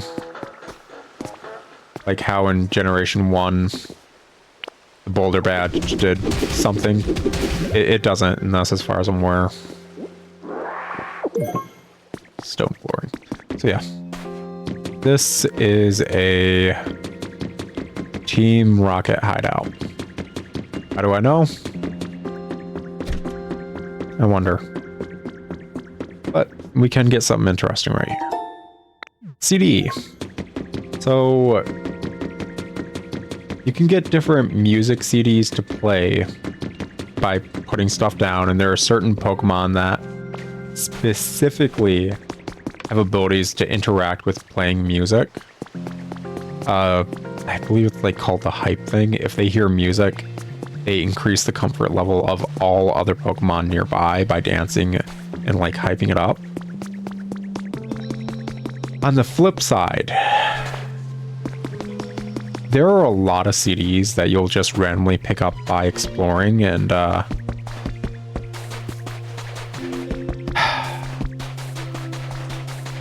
not for nothing, but they take up a lot of space, and I've still yet to get a CD player, and I don't want them in my inventory constantly. But that's irrelevant, because they take up a lot of space, and I still don't have a CD player. And I don't think there's anything I can do with those besides just have them be put into storage like it currently is. That is what happens to CDs until whatever day you eventually get. Actually, did I buy? No, I kept the plate. Good. Till whatever day you eventually get a means of playing it. I don't know when that will happen. So, didn't mean to grab that out. If you play Dragon Quest Builders 2, you know how treasure chests work. They don't work that way in this. They don't merge together or anything. You're disappointed, right there with you. Bouldery badge, don't know what it's for, don't care. On the flip side, we just haven't emptied out like all of our inventory into a storage bin. So yeah, as you can see, we can't really craft anything. The storage bins and the crafting tables do not properly interact. with the exception of one thing.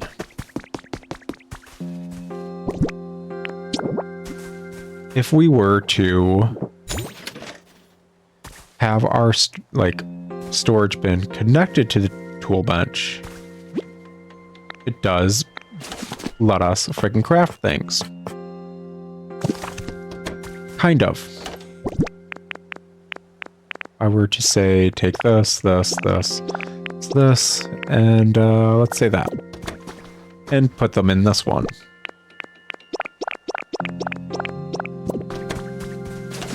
Now we can't craft anything. It's directly next to it that it needs to be.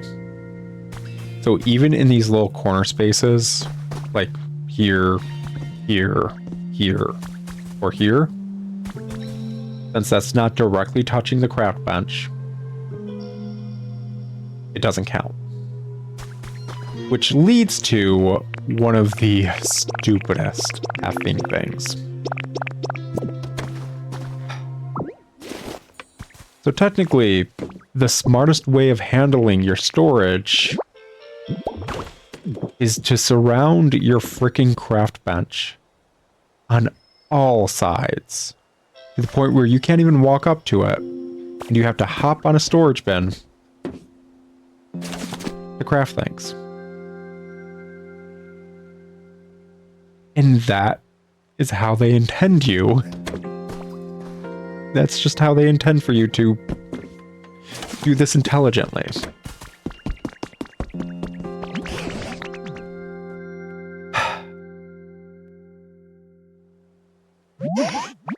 So many choices. So many choices were made. And a majority of them just take away from gameplay in one way, shape, or form.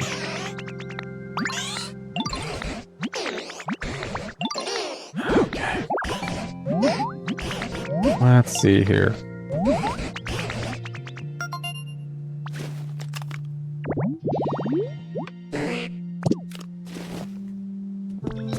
Now, we're getting to the point in this zone's quest line where we need to, thanks for littering. Appreciate it. It's so helpful. I don't even know what I can use honey for. Not a food.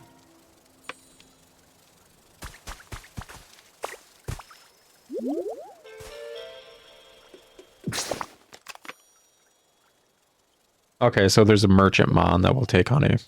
Okay, good to know. Anyways, if you've seen me running around, you've noticed these blocks or whatever. Obviously, there's water over there. I've been skipping them for a reason. And that reason is, you good, buddy? You just, decided to grace us with your presence? Okay. Yeah, you do you. He does want to go be social. But also, this is showcasing what I said earlier, where mons just kind of go wherever once there's a path. If I was looking for Magikarp, guess where I'd go? All the way to Magikarp's house. As far as I'm aware, there's no way to call Magikarp to his house anymore. Magikarp goes wherever the heck Magikarp wants to go. And since I basically watered all this soil right here, Magikarp will follow this path all the way up to wherever he wants to via this path. If I put bricks along here, he would be willing to go all the way over here probably. And if I needed Magikarp, that would be really, really annoying. Anyways. See here, leafage.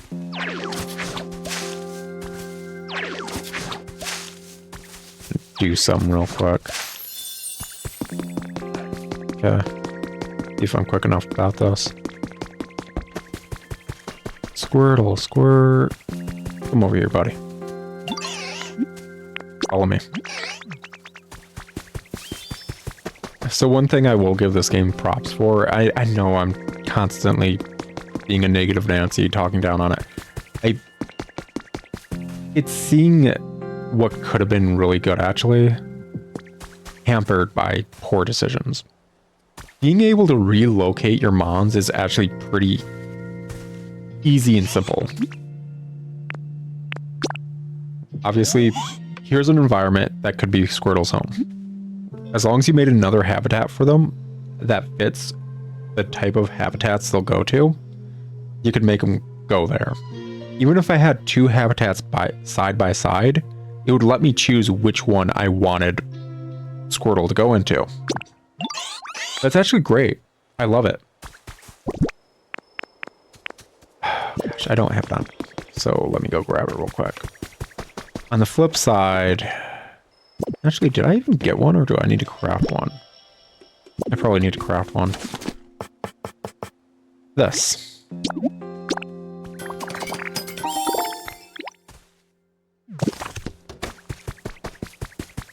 This feels like a mechanic that is not properly utilized, just in general. We got a water barrel. I'm gonna spit in it. And Squirtle should now start trying to hydrate the water and the grass everywhere, basically. Any Pokemon with, like, the water ability, if you put a water, like, barrel next to them, they'll start slowly, and I mean slowly, hydrating the area around it like he is. And it is agonizing. And it's only worse. Oh my effing gosh, he's getting sidetracked by a Scyther. How lovely. Well, it's way worse now that he's just going to socialize on the job instead. But it's only worse because, once more, the NPCs and builders, too, were actually able to do things at a decent clip. I genuinely don't think there's a valid reason for them to be this low when it comes to doing anything. You will have a Pokemon follow you to generate electricity to turn on street lamps or something like that, or light a fire here and there. And they will only interact with it if you're directly in front of it. And even then, it's just... it's just sigh-worthy. Genuinely and truly.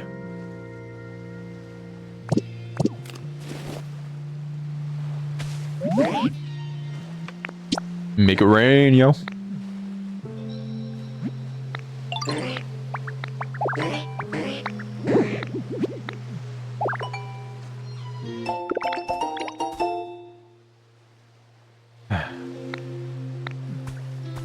Alrighty.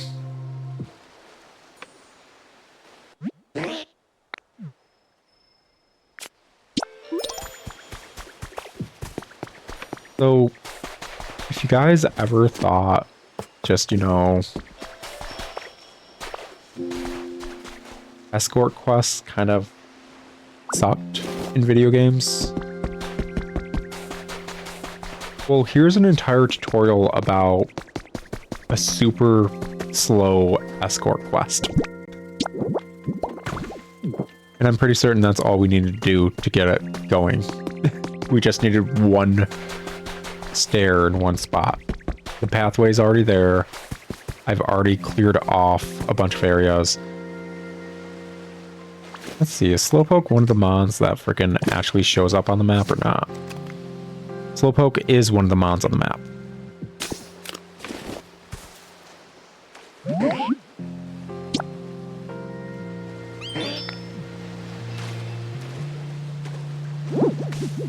It's not my fault you jumped down there to begin with, boy. So, basically, if he keeps getting enough, like, I don't want to go across this kind of, like, pathway, he'll stop. until you properly clear a better pathway for them. And that includes not just hopping up like you had to do right there, but like dry path like this area. So that's actually why I took a second to fully do this all here. Which, got Magikarp over here. And now I'm never gonna find Magikarp again. Oh well. Is what it is. Let's see, what Pokemon are we looking at? Who's that? Pokemon! It's Oddish.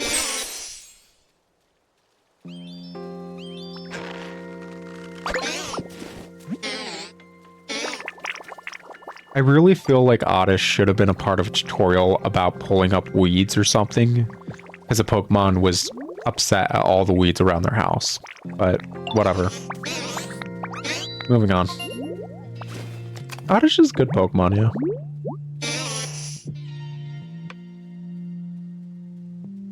Yeah, I think you did mention that Oddish was your first favorite before you're allowed to play Pokemon.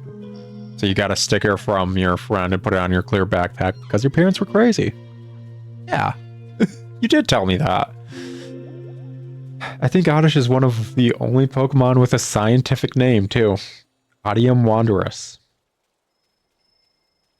You know, if I was going to make a Mandrake Pokemon, it wouldn't be Oddish, but I ain't upset that Oddish exists. Moving on. Slowpoke is, still making their way over.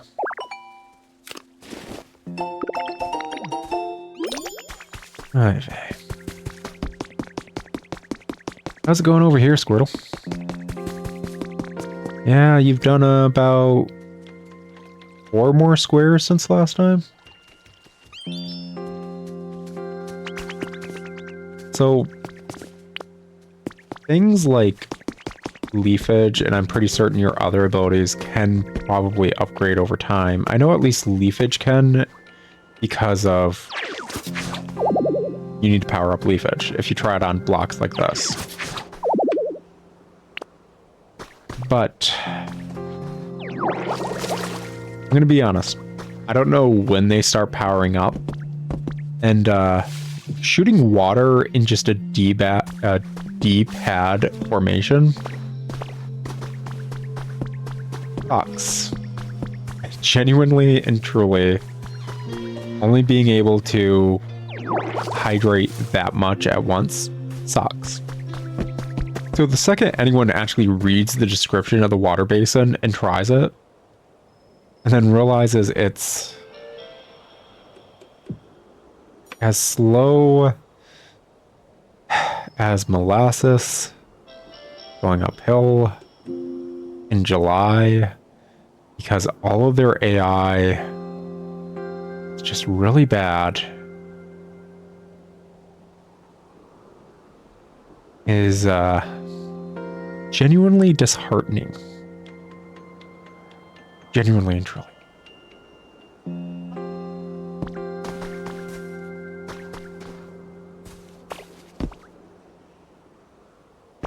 Oh, the grass ball thing for the worm farmer, dude. You're not wrong. In Dragon Quest Builders 2, that is one of the few things that's kind of annoying. Like, eventually you stop caring about that and just use the tool that lets you switch blocks. Like, you just get a bunch of fertile soil and you just switch it out. Screw that shit. Stop dealing with Wormy. I think there's one achievement that unlocks stuff for Wormy or whatever on the Builders tablets in Dragon Quest Builders 2. Sorry, I'm talking to my fiance right now. She was saying the watering mechanic is better than having to try and get fertile soil the way you do in that game at the start. Which I agree. Trying to get... Like, you have to build a certain item, and you place it, and a worm monster will come up and eat it, and then turn everything around that item into fertile soil, basically. As opposed to it being that simple. That being said, you do eventually unlock an item in Dragon Quest Builders 2 that will let you select, like, say, let's say a 3x5 or so like, let's say just around this size. You can select all the squares there and replace them with whatever square you have on your quick bar. So if it's like barren soil, I can switch it out to brickwork or fertile soil or freaking metal plates, whatever the heck you want it to be. You just instantly switch everything in that area to what's on your quick bar. And I don't trust this game to have a fun, easy mechanic like that, because this game has already showcased it doesn't want what you're doing to be fun and easy. So yeah, I'm certain the water, whatever thing, gets upgraded. Maybe it becomes a 3x3. I don't know why I can't just hold ZR and then hit ZL to switch it from doing a cross pattern to an X pattern. Like, just hit the corners. So that way I'd be able to do this and then hit the spots it didn't do in that 3x3. I feel like that should be pretty effing easy. But, yeah, no. No. Doesn't let you do that. There's just a lot of...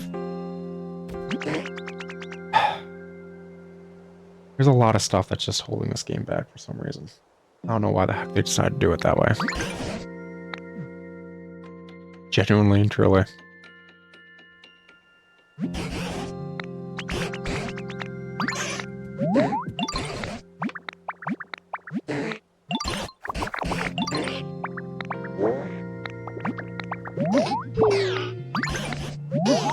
Okay, now that's interesting. So, basically, Slowpoke is going to yawn to give us a proper meta progression for how much grass we've watered. That being said, when I finally got to Slowpoke on my file I was playing before this, I had already knocked down all the blocks that were hiding water, so on and so forth. Got all those streams going and did a lot. And he was at 70. The fact that he's at 35 kind of showcases that basically, yeah, what you do before this quest does count.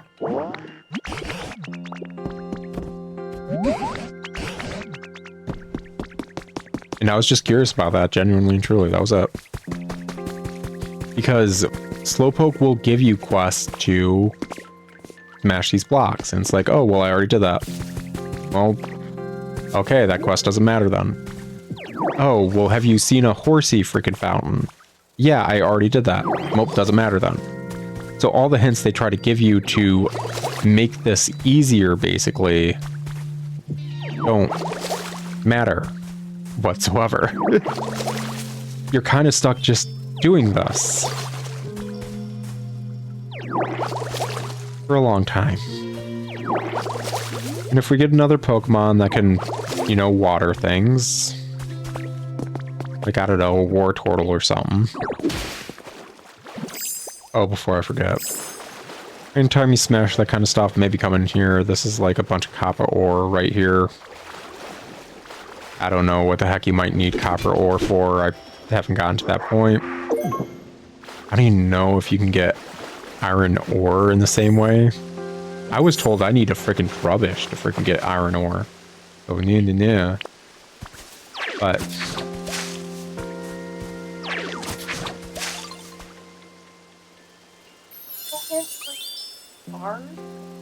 oh yeah? You found... yeah. I can smelt that, but you can get X item. So you need another item plus a fire Pokemon to smelt bars.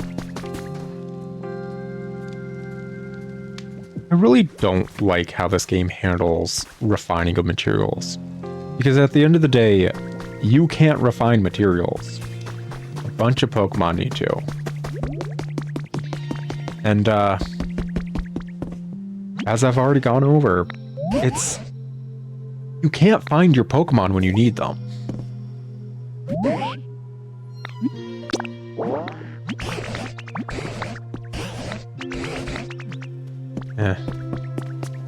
I'm gonna be honest, I'm just gonna skip all those dudes and get the last freaking cool move, whatever the heck it is, by helping this dude out. But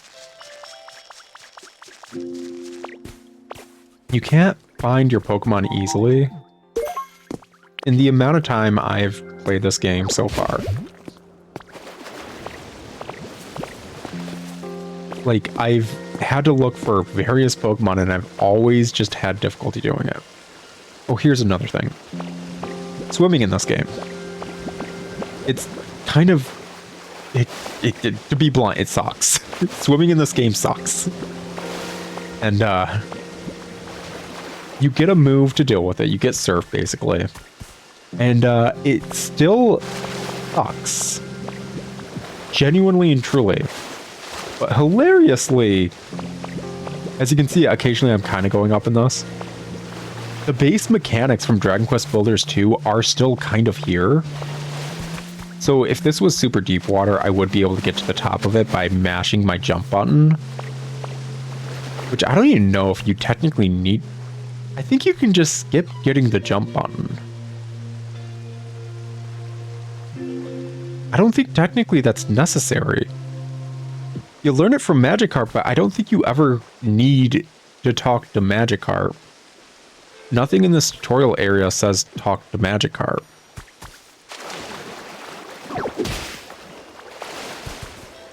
Anyways, excuse me a second. Just doing this a bit smarter. Come on. Can't go a bit further. Got that whole stupid, like, Minecraft setup of, like, nope, it's so many blocks from the, freaking drop point, so we're not gonna spread out too far. Fine, fine. But yeah, I think you don't need to talk to Magikarp at any point. You could probably play this entire game without learning Jump.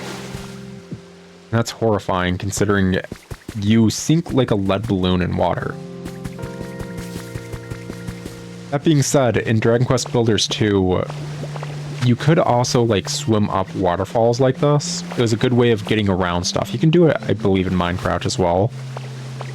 And occasionally, hilariously, occasionally you can do it in this game. It's just not easy.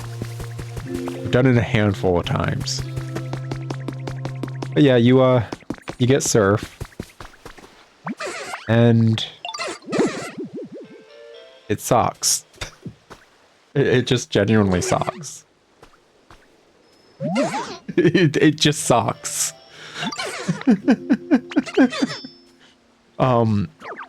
So Surf is something you're only able to use while in water when it's deep enough. So 2 blocks deep minimally.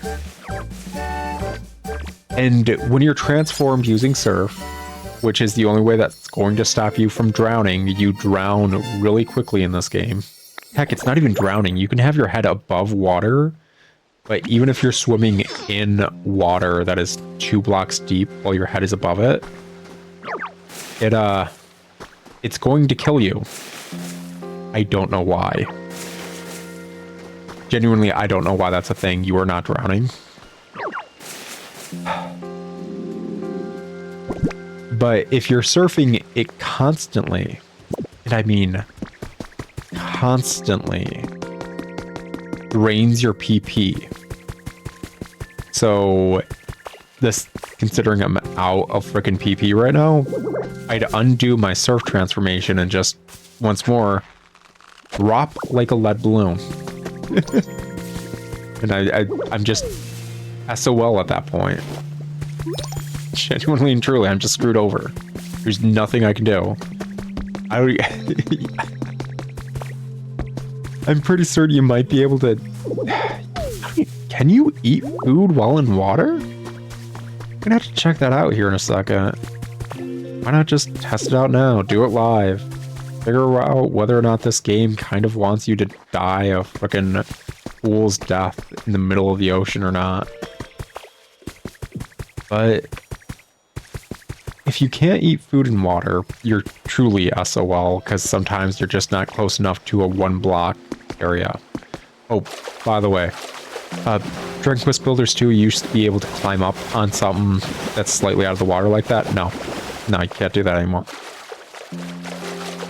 On the flip side, oh, wrong thing. Okay, so you can eat in water, but as you saw, it's that quick to drown in it. You will not be able to eat and then surf again in that time frame. You just won't be able to. Also, while surfing, if you nick, and I quite literally mean nick, one of these spots that I'm standing on where it's just slightly below the water level, you will undo your surf transformation. Not by choice, you just nick one of those while moving through the water and there goes your surf transformation. I don't know why they designed it like that. Genuinely and truly. So many choices. So many choices were made in this game.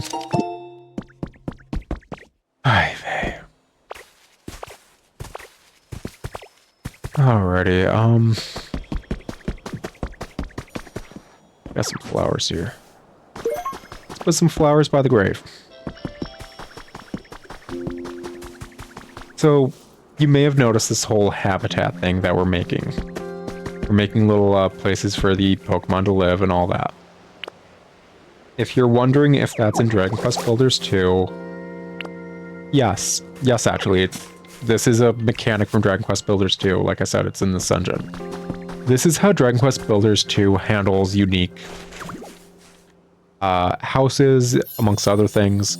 Like if you want to make a playground that your villagers will use, like they'll go in there, they'll swing on the swing set kind of thing, you have to make it how the game considers what a playground should be, which would be a tree swing, flowers here, within these kind of wall things. That's just how the heck it would work. And that's just what this habitat system is. It's an expansion of that. Is it better this way? No. This is actually genuinely worse. This is way worse than the system in Dragon Quest Builders 2. And it's specifically because these habitats are the homes of your Pokemon and not how they interact with the world. So I made like a gravesite right here.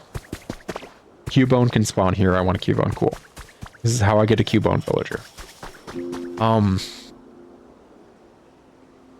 If this was Dragon Quest Builders 2, it wouldn't be Cubone's home. It would be a room Cubone could have a certain interaction with. If I want the villagers in Dragon Quest Builders 2 to eat at a restaurant, I could make a restaurant. If I want them to make their own food, I can make a cafe and kitchen for them to cook in. In this game, I can make a habitat for a Gulpin. And Gulpin will eat that food. By doing this. If I had a food, I'm out of food, never mind. Never mind. Explanation over. No, I'm joking. There's just a tree right here. But as opposed to being able to build a place that my villagers / Pokemon will eat at, I just made a house for a Gulpin. And this is Gulpin's house, and I don't think any other frickin' Pokemon's ever going to interact with this now. This is Gulpin's. This picnic table is Gulpin's. No other Pokemon. Other Pokemon will come here and maybe talk to Gulpin. But, yeah. You know how people like Tomodachi life? And They liked it because they had all their Miis interacting with one another in weird, wacky ways. That's not what's ever going to happen in this game.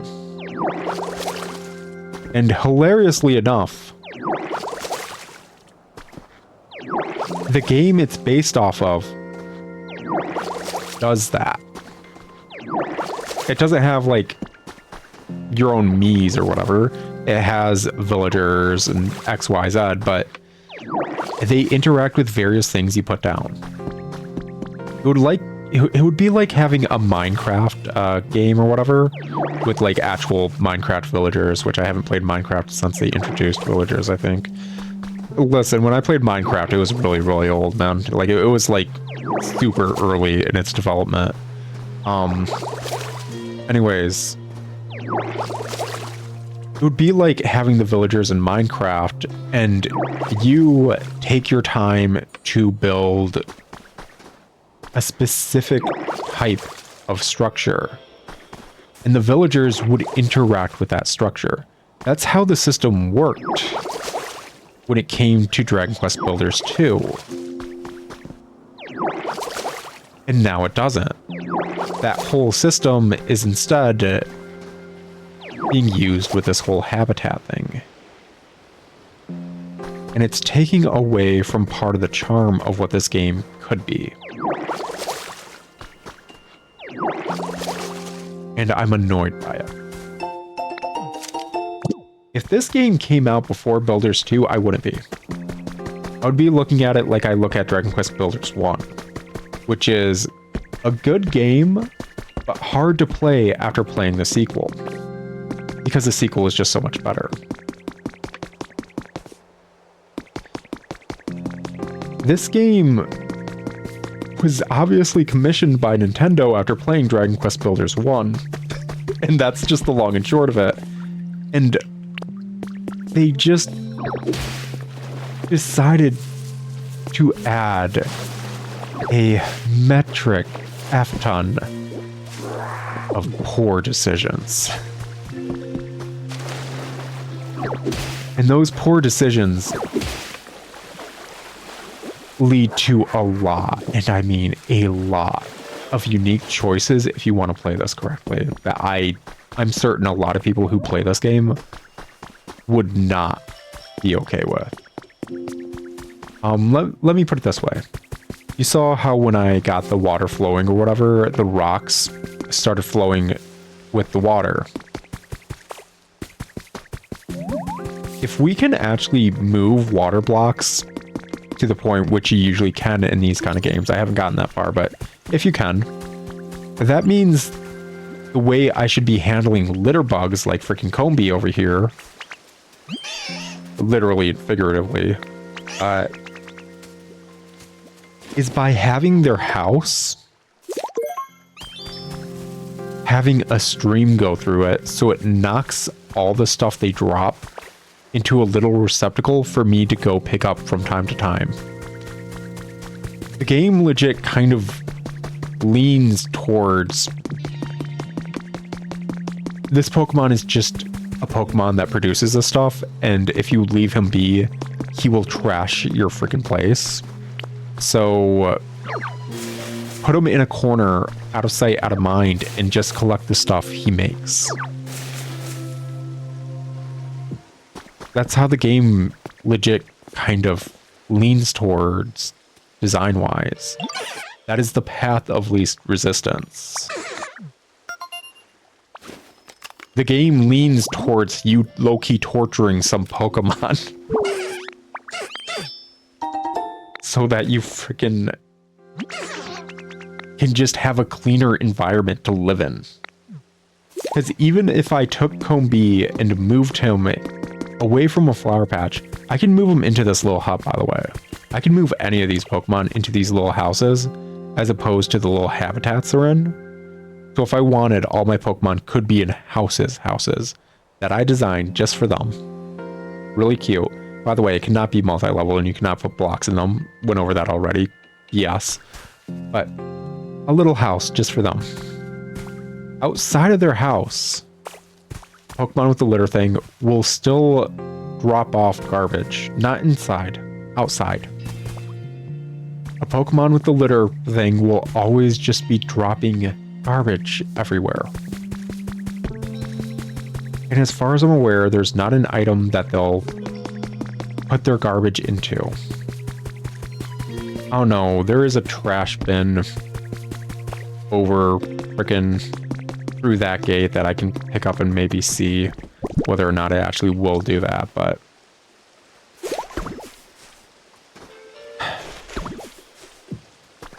basically it's... I don't understand why they made it like this. I just genuinely don't. There's so many bits and pieces here and there where it's like, why would you do that? That's stopping the natural fun of the game. Why would you do that? Like, do I have that on me? Yeah, I do. I have a candle. I can't light this. I can't do anything with the candle. It's a candle. Other games that have the same kind of setup for placing things wherever, you interact with the candle with A, it turns on. You interact with it again, it turns off. I can't do that. I need to take Charmander to the candle if I want it lit. If it starts raining, the candle gets like put out, and I need to bring Charmander or another fire type to light it again. Ad infinitum.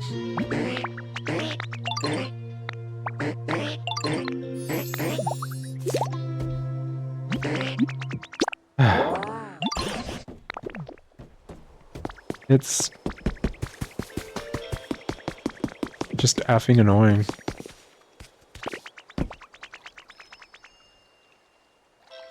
I guess I just float on water. I am Jesus in this one scenario, but only in this one spot. As we saw with the ocean. The ocean is a cruel mistress and doesn't want Ditto Jesus to exist. So, yeah, that's the thing. Moving on. But the Pokemon that you get as villagers in this are less than helpful. Look how much Squirtle's done in this period of time. He's done that much. And that's all he's done. He keeps getting sidetracked by Scyther to talk about a really cute thing that I'm certain if I entered the conversation, I'd be like, oh, that's so effing cute. Constantly. They're constantly doing that, as opposed to anything arguably productive. And that's every Pokemon. I can't give any of these dudes tasks and expect it to be done in a timely manner. Probably the greatest showcase why there is a real-time mechanic when building anything. It's... nothing's gonna get done in time. None of these villagers in my little Pokemon village are good at doing anything. Oy vey. This one's... no, it's still not going. Gosh dang. Another freaking... actually, it may be because it's nighttime.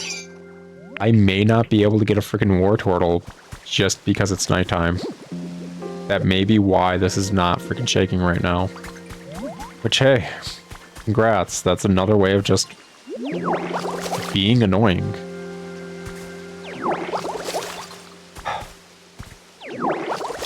With later Animal Crossings, as the series became more prevalent and more in the average public zeitgeist, there was a weird divide amongst cozy game players, because I'm going to be honest, cozy game communities are some of the more toxic game communities you can get into. Honestly, most game communities tend to be, because there's a lot of elitists in almost all of them. But the cozy game community tends to actually be kind of outright mean to other members in it. Weirdly enough, with their elitism, they're genuinely mean. I've seen the cozy game community like bully a 10-year-old child for making an outfit in Disney Dreamlight Valley before. They're legit just cruel. But there was a divide when it came to Animal Crossing about whether or not it was okay to time travel. And ultimately, people should be allowed to play the game how they want to be allowed to play it. It's a video game. They paid money for it, so on and so forth. They should be able to do what they want. But a game like Pokopia leans so heavily into the player practically needing to time travel that it's appalling.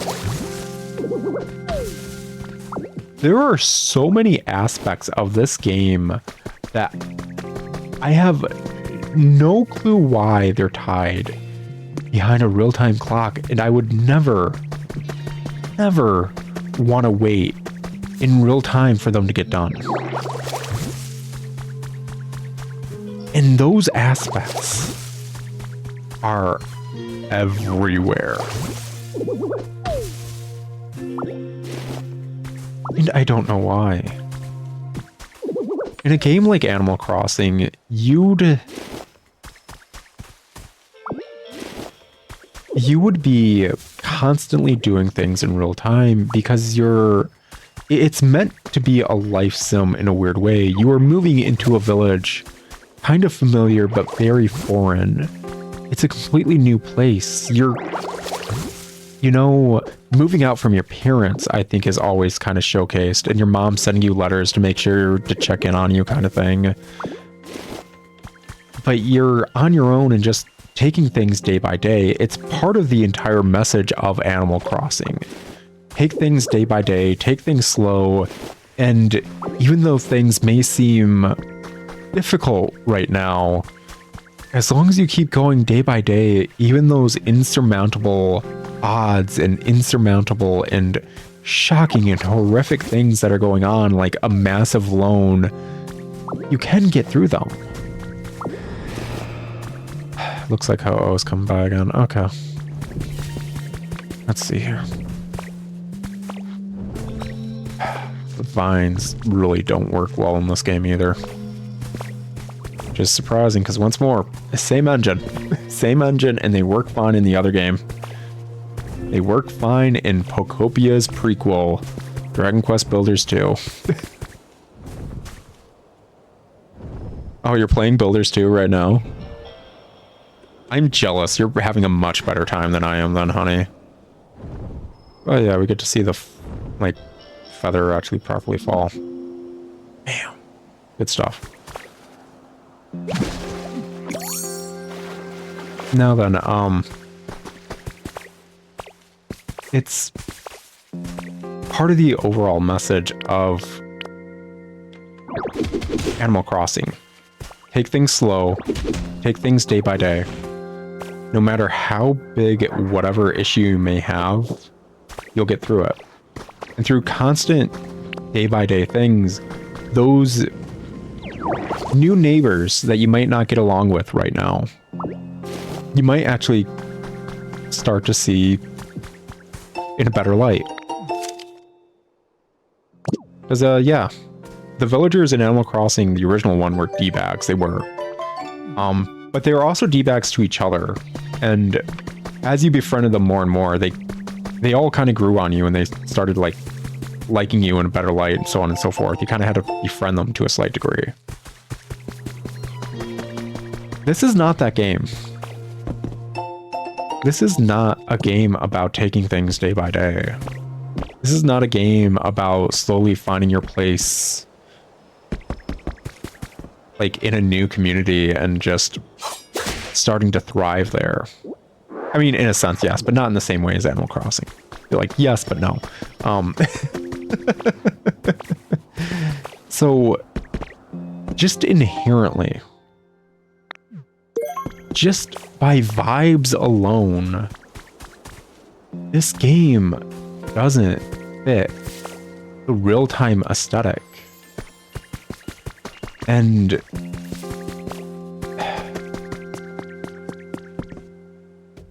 I don't know why they chose to follow through with it.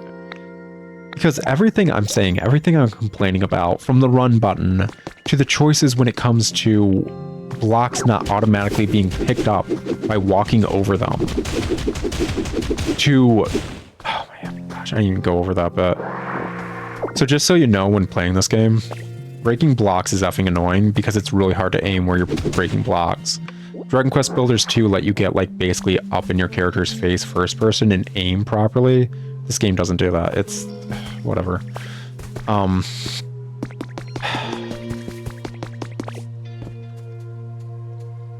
Basically every gripe and complaint I have had to have come up. Had to have been mentioned. Had to have been talked about. Because each and every one of these mechanics I'm complaining about was a choice to change from the base game that this is based off of. It's like, Cubone, bone, my man. Cubone, bone.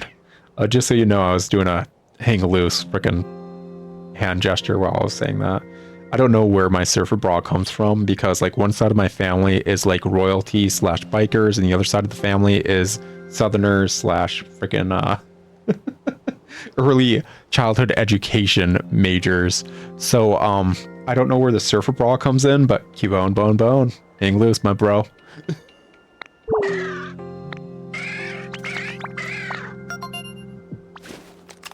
I wonder if Kangaskhan's in this game. Love this boy.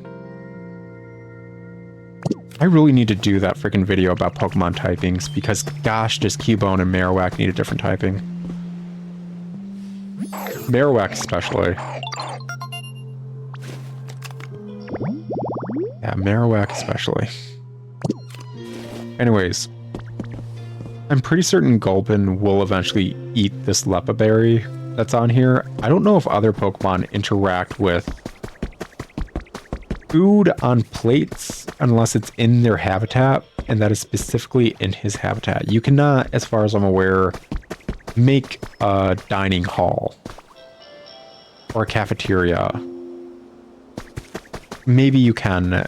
My fiance did mention one of the areas she went to is a bit more based around learning how to cook, whereas the area I went to was based around electricity and cleaning up sludge. So maybe there's a difference. Maybe we will be able to make a dining hall because at the end of the day, the game is still Dragon Quest Builders 2, and maybe all I need is like a 1 block high thing around here, or maybe a 2 block high thing, a picnic table, and a plate with food on it for them to consider it a cafeteria. Maybe that is. Maybe that is. But with everything else that's kind of holding this game back as a whole, with all these things I'm saying and asking about, I just don't trust it. I don't trust it to do that. Just genuinely and truly, I don't trust this game to do that. So yeah, he wants hydrated grass, but okay. Sure, why not? I'll take you to where I wanted a freaking war turtle to spawn, and then I'll move you back here so you can keep up, I don't know, working on the thing you're supposed to be working on. Even coming over here? Did he follow me? Frickin', do I need to frickin' go full, what is it, Oddworld? Get you to follow me?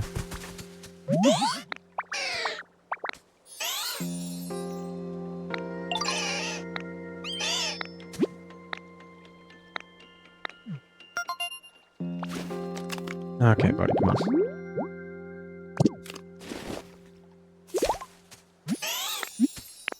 Just follow me, dude. Also, little side tangent.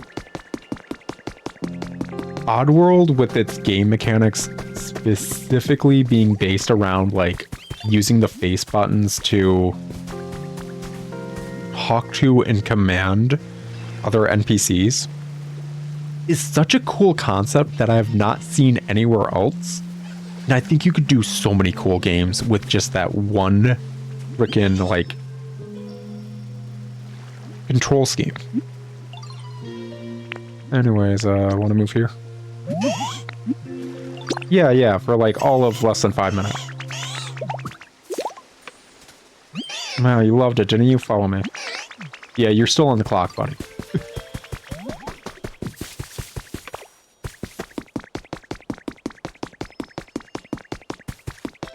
Considering your big brother didn't frickin' spawn, that means you're the only one doing this. Which, guess what? That means, you really need to get doing this.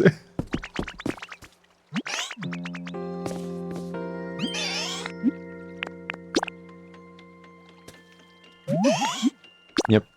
Get to it, buddy. Alrighty. What are we looking at, man? 76? Okay.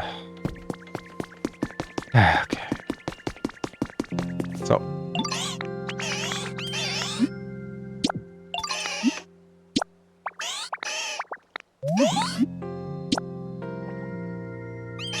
Besides, like, the one, like, usage of a Pokemon's traits, usually there's, like, a few usages for them. The issue being is, gosh, is it specifically with that one Pokemon's traits? And gosh, do you need to take that Pokemon where the heck it is? Like, what is it? First time I did this, I set up the little rain dance thing on a cliff edge overlooking the ocean because I thought it was really aesthetic. Even put some, like, fossil bones next to it, nice little candle. Like, it was looking pretty pristine. Like, genuinely, I kind of liked it. Even though I made it out of dirt. What can we say? Like, anyone who's played any of these games, you've made at least one dirt structure in your years.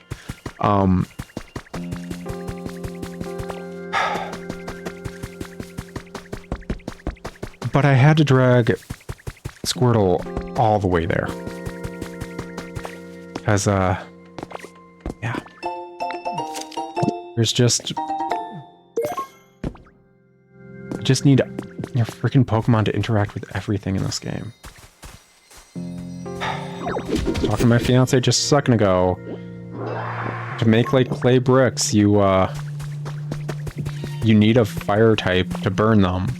You don't get a furnace to burn your own clay bricks, as far as I'm aware. Or smelt your own iron. Oh, hey, what's up? My day's going pretty alright. I'm just kind of rambling non-stop about this game. Because I was just going to post this on my YouTube as opposed to freaking editing a script together. How's your day going?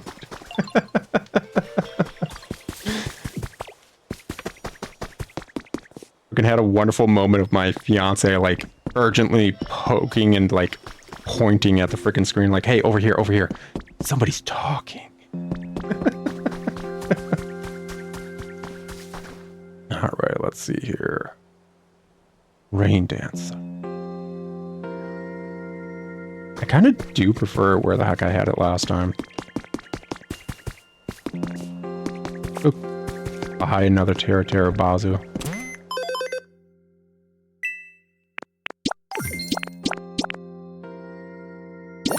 There we go. Report all. Oh wait, report all doesn't report all because there's multiple tiers to the things. Why? Why? If you have a button to report all the challenges, let me do that. Like, dude. Rude. Okay.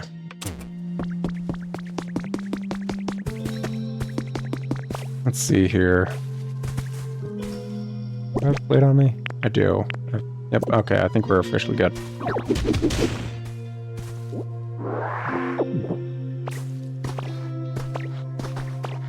But even though I could climb up this, I can't get Squirtle or anyone else to climb up this. I still need to clear a pathway, and it's just... Choices were made while developing this game, and I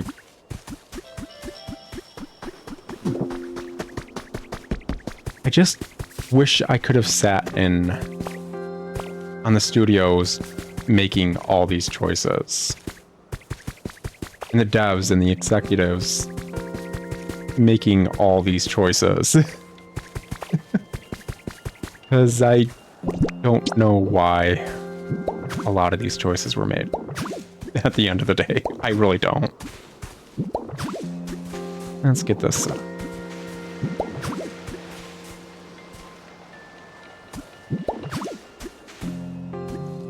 Oh, that feels weird.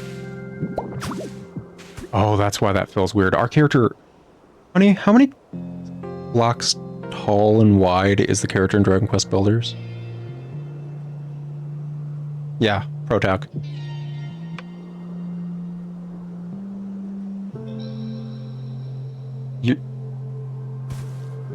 You're slightly shorter in this one. Okay.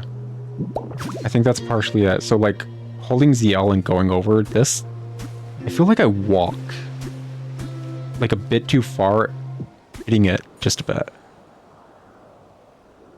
Basically, game feel wise, it feels a bit weird. I slightly hit left, and by the time the control stick is back in the neutral position, I'm still moving. And that's why it feels weird. Weird game feel gripe. It's irrelevant in the grander scheme of things. It's whatever. Moving on. Just moving on. I could go all day about game feel nonsense, and we're not going to. Because I've already basically done that. Game doesn't feel good. It's hard to aim what the heck you're placing, and it's hard to aim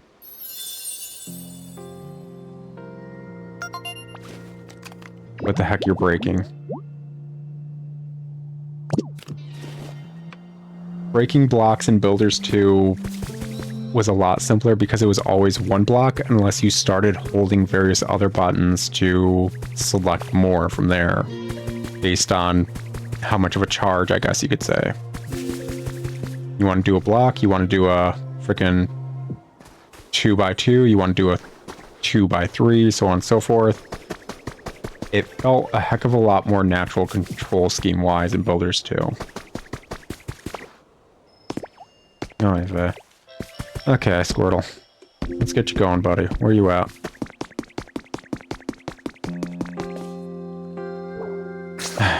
Where's Squirtle at? Directly to my left. There he is. Okay. You dozing there, buddy? You good? Freaking Blair Witching it up? What's going on? Like, I don't mind people Blair Witching it up. Just, like, let me know beforehand so I don't look at the Blair Witch, man.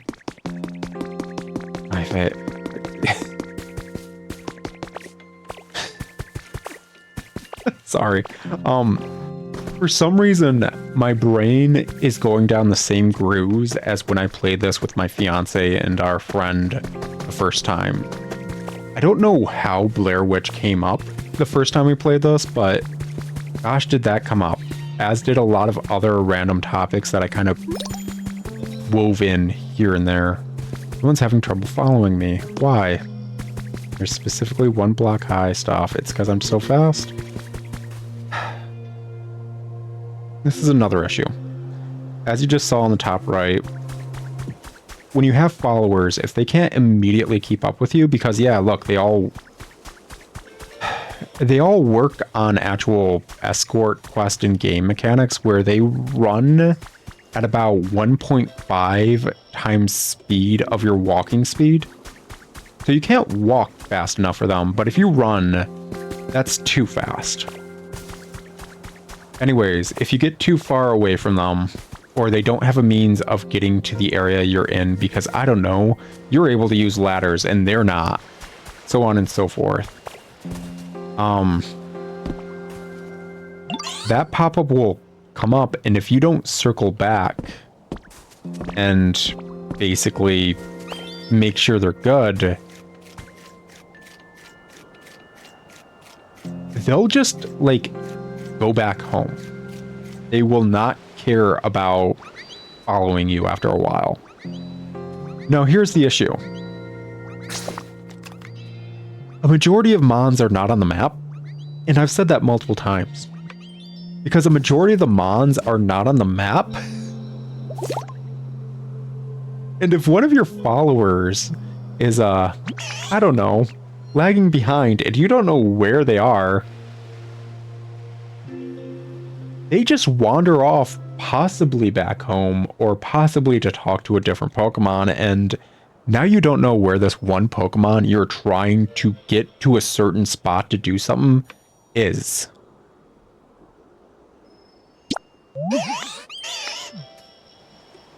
Like, just genuinely, you don't know where that dude just randomly ended up. My idea was maybe like a giant light ping of where the frick the Mon is when it's like, hey, they're lagging behind, they're not able to keep up.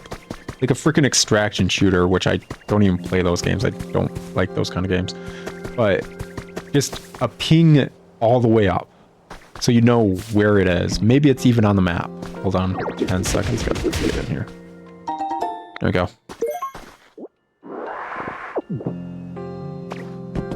Random aside. My friend wasn't allowed to put Christmas wreaths on our freaking door because her parents are crazy and her dad thinks a wreath represents a woman's privates. Both parents believe that, apparently. Okay, both parents believe that. That a wreath represents a woman's privates, and that's against Jesus.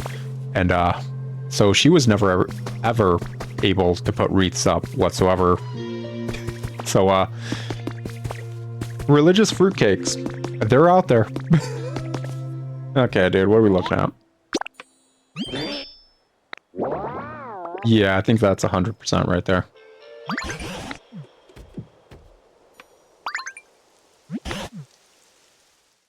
There we go, bit of rain.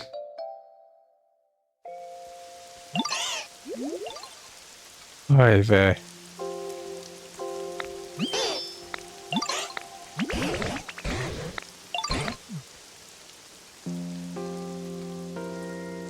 Well, that's rough.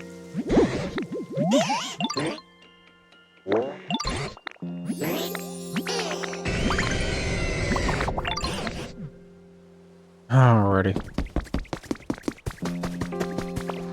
Plotline, plotline, plotline. And litter. Lots and lots of litter. Oy vey. I think... because we're almost done with the tutorial for the first zone before we can unlock the other zones. I'll pop in to 2 zones. I won't exactly do what's there, but I'll pop over to them. And I'll probably call it good there, stream-wise, recording-wise, whatever the heck I'm putting up on YouTube-wise. So this video is probably almost over-wise.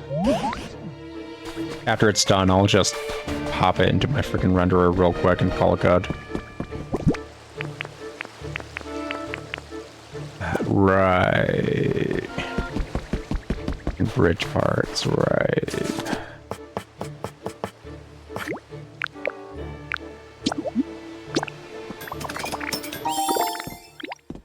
There we go.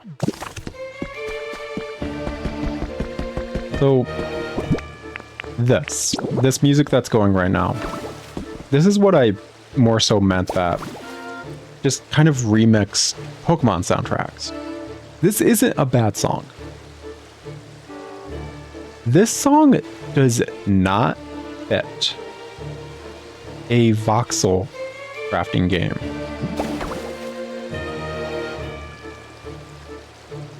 And that's the entire OST. Not a single song I've listened to in this game feels like it should be in this game, basically. Even the more unique, chiller tracks feel like they should be in an Animal Crossing game. The amount of times my fiance is playing next to me in handheld mode, and I just hear a track and I'm like, why is it playing like the 7 p.m. Animal Crossing track, basically? Is nearly constant.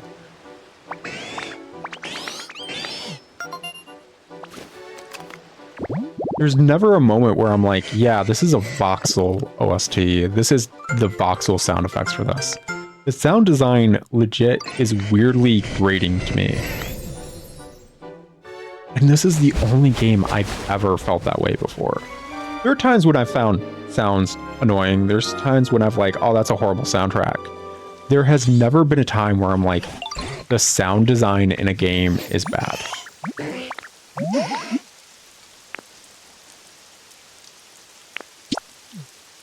Charmander, aren't you about to die right now? Shouldn't you go inside? Oh, I'm sorry. Charmander. Charmander. Left it out in the rain, did I? Look at I miss old anime freaking voice acting. They were having fun with it with their weird accents and shit. We need to watch us some Tenchi Muyo. Some of the weirdest, most grating voice acting that, like, after, like, the 3rd episode, you're like, no, that is the perfect voice for that character, actually. How the heck did the person voicing that know? Okay. Let's see if we'll get that weird visual glitch again. That happened last time when we went to Onyx while it was raining. Honestly, I should probably...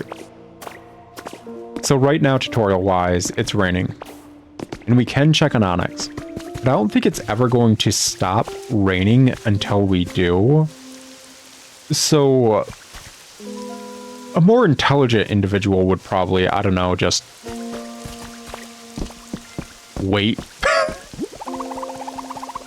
Oh, you can keep this going. Oh, heck yeah, man. Freaking Zelda spinning this up, man. Rock this. Rock this. Anyways, just basically wait for this rain indefinitely to fill in all these dirt spots. There's nothing stopping me from doing that besides the fact that, I don't know, I've got better things to do, like play games that don't kind of annoy me with their design, which honestly annoys me more than anything else because, like, I want to like this game so effing much, but every design element that's grating against me, I know just works in a different game, and it's like, why don't I just play that other game that I know works? Oh, these are another way of getting freaking recipes. And yes, it's pure RNG. I got seeds that time. You are going to be spending days to weeks, if not more, trying to get all the recipes in this game, and that's with time travel.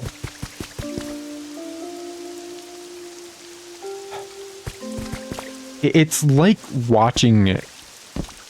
Not exactly watching, but it's realizing that if someone wanted to speedrun this game 100%, it would be a trade-off scenario like 100% speedrun of Animal Crossing, where legit people need to tag out speedrunners. The speedrun for 100% Animal Crossing, I think, is several days long, if not days long. It's effing absurd. So yeah, if you wanted to complete your entire recipe compendium, it's probably like that. It's just, oy vey. Why? Just why? There's genuinely no reason why.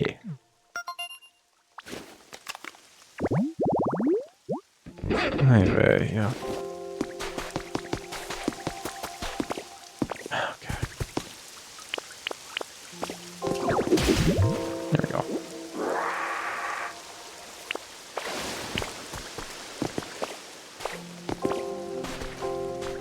So yeah, it just goes through an entire row of that doing that. Why does it do that?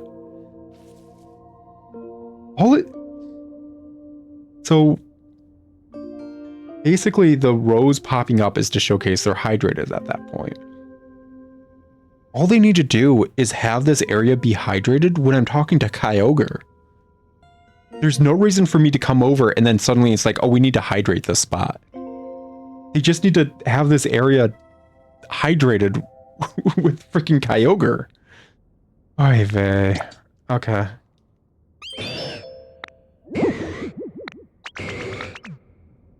Anyways, after we do this, freaking Onyx name drops. Professor Tangrowth or whatever, which means they know about Professor Tangrowth and I never told them about them. So this dude's... Arguably, Onyx has been here the entire time. That's just what that means. Onyx knows Tangrowth. Ay vey.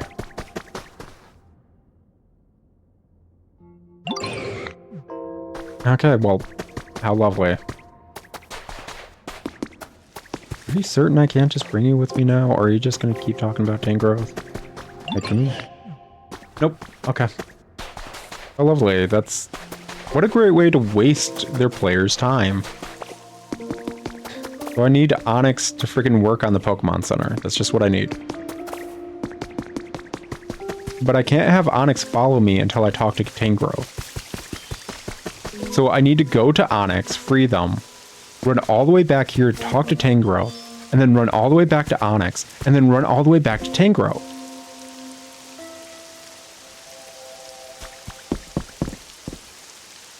Why would you design something like this?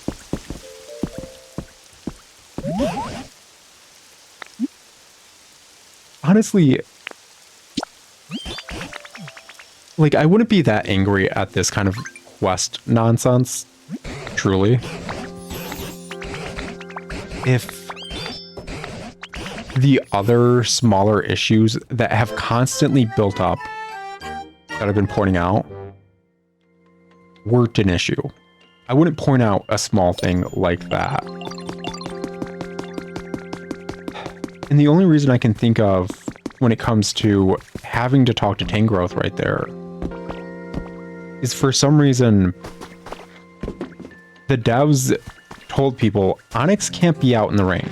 Onyx is weak to water. He can't be out in the rain. So the rain has to stop. But as opposed to having the rain stop when you talk to Onyx in there, and him just having a line like, oh, it sounds like the rain stopped. We need to talk to Tangrowth so Tangrowth can tell us the rain stopped. And that's the only possible way I can assume the logic in the dev's head has, like, just had to be. There's no other reason for this back and forth right here.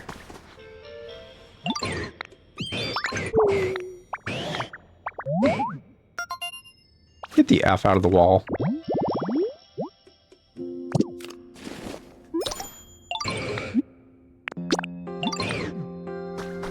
Get over here, boy. Alright,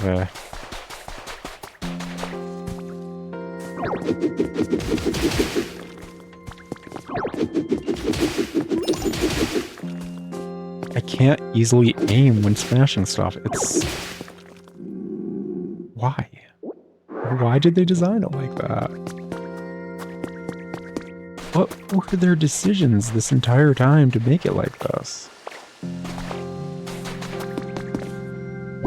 Oh my gosh.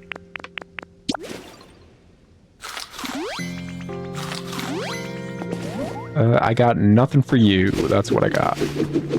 Got these fists for you, man. Okay. Pretty certain I told you to follow me. Why are you not following me? You having a little Blair Witch mode? Why does that keep coming up? Follow me. Our Amazon...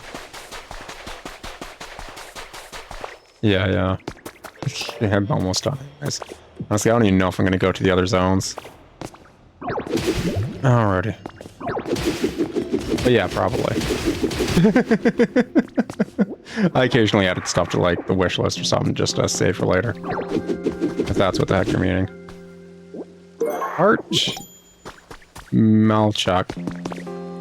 I may have done that as opposed to wish list, just freaking, like, save for later, and then I forgot about because I fell asleep or something.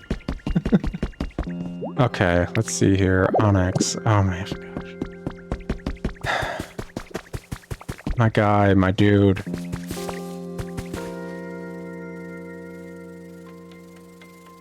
Oy vey. I know Onyx is slow, but he's not this slow.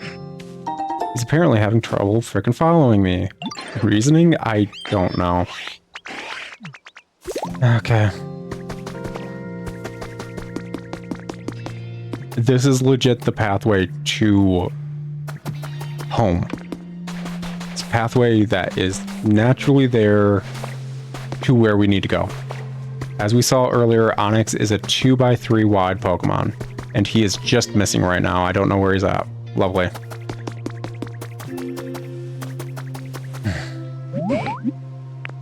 And he just can't keep up.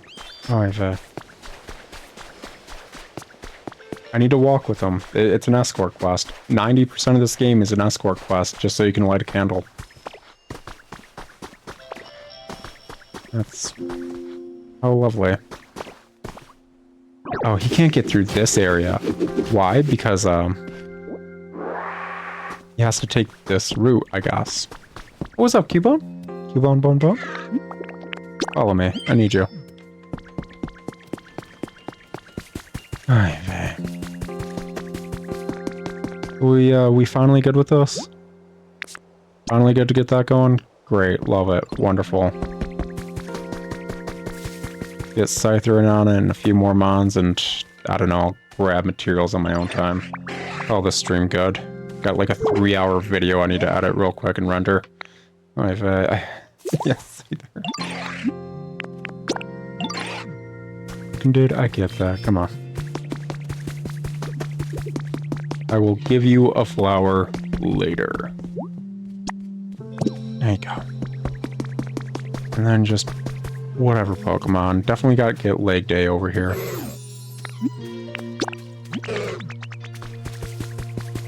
May as well go for the trio.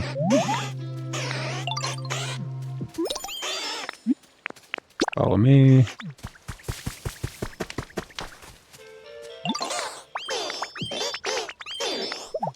The jump rope thing is cute. I don't know if you get anything from jump rope, and I'm not gonna bother.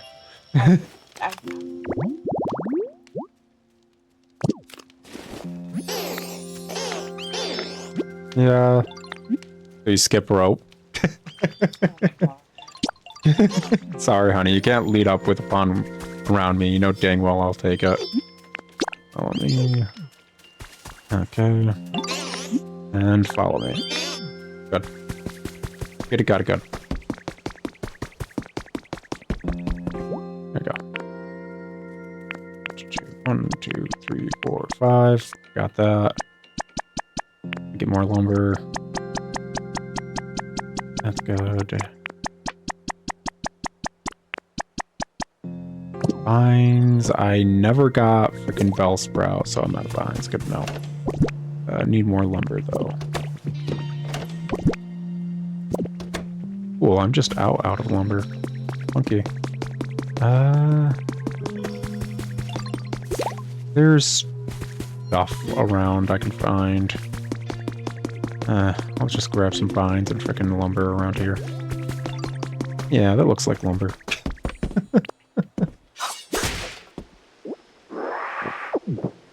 Oh wait, that's small logs. Gosh dang it.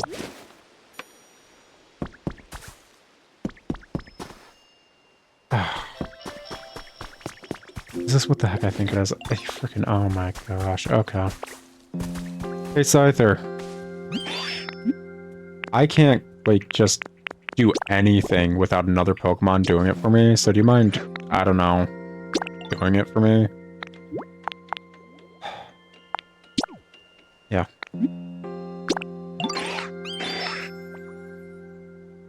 Not like I have the ability to cut logs and stuff too. That's irrelevant. Me being able to cut stuff is irrelevant because there's a Pokemon that specifically is meant to cut stuff, right? Yeah, right. Okay. That's interesting. I can do that in the air. Okay. More you know. Moving on. Alright.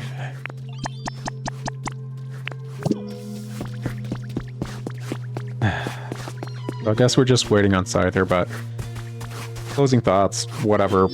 Ending the stream here in a second. I understand why people like Pokopia. I do. Pokopia has so many flaws, it's astounding. But I feel like most people won't know those flaws are there unless they've played the game Pokopia is based off of.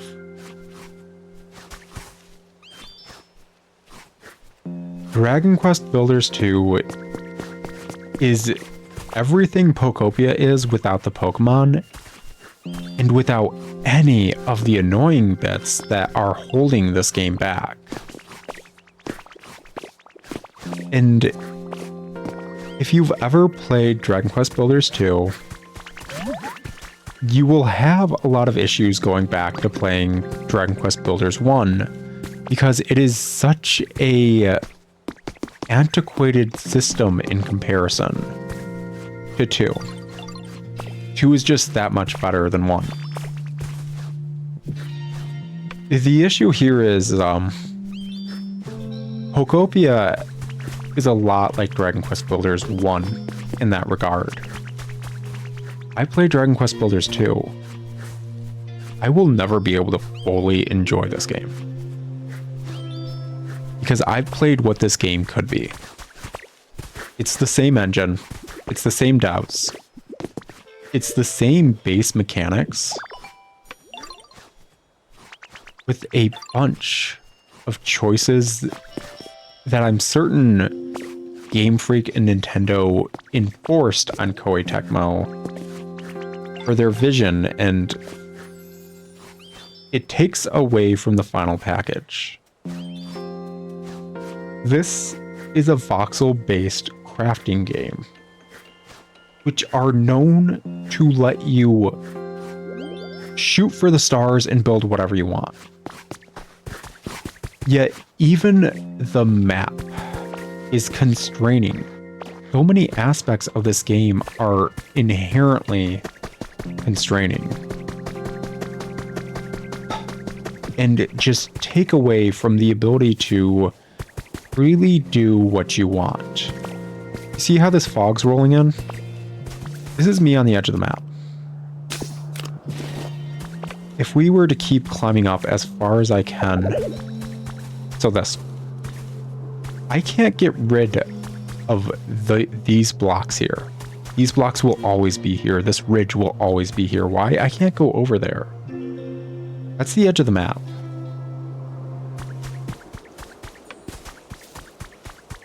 Why would you make invisible walls in a game that is supposed to let you just build and craft and do anything you want? And that is the entirety of Pokopia. A bunch of constraints to a crafting game, and it is astounding and appalling. Because each of these constraints that is holding this game back from being its perfected self aren't there in the game it's based off of. Nintendo chose to just hamper this game. And Scyther is taking forever to do this, and this is another real-time thing. I'll tell you what, guys, it's been a stream. It's mainly just been me talking about the issues in this game for like 3 hours. I'm sorry that it was that long. I'm not probably going to do another video like this on my channel of Pokopia whatsoever. If you like this game, don't think anything I said is taking away from your ability to like this game. For some reason, anytime I give critique, people get pissed because me having constructive criticism, critique, or saying there's flaws in something must mean the thing is horrible, and since somebody likes it, that means it can't be horrible. So people get pissed. Enjoy this game. Everyone who has played this game, as far as I'm aware, seems to be really enjoying it. Go enjoy the game. Me, gonna wait until someone freaking mods Dragon Quest Builders 2 with the tile sets from this game if I want to play Pokopia. And as opposed to Pokopia, I'm just gonna be playing something else. I'll talk to you guys later. Ciao.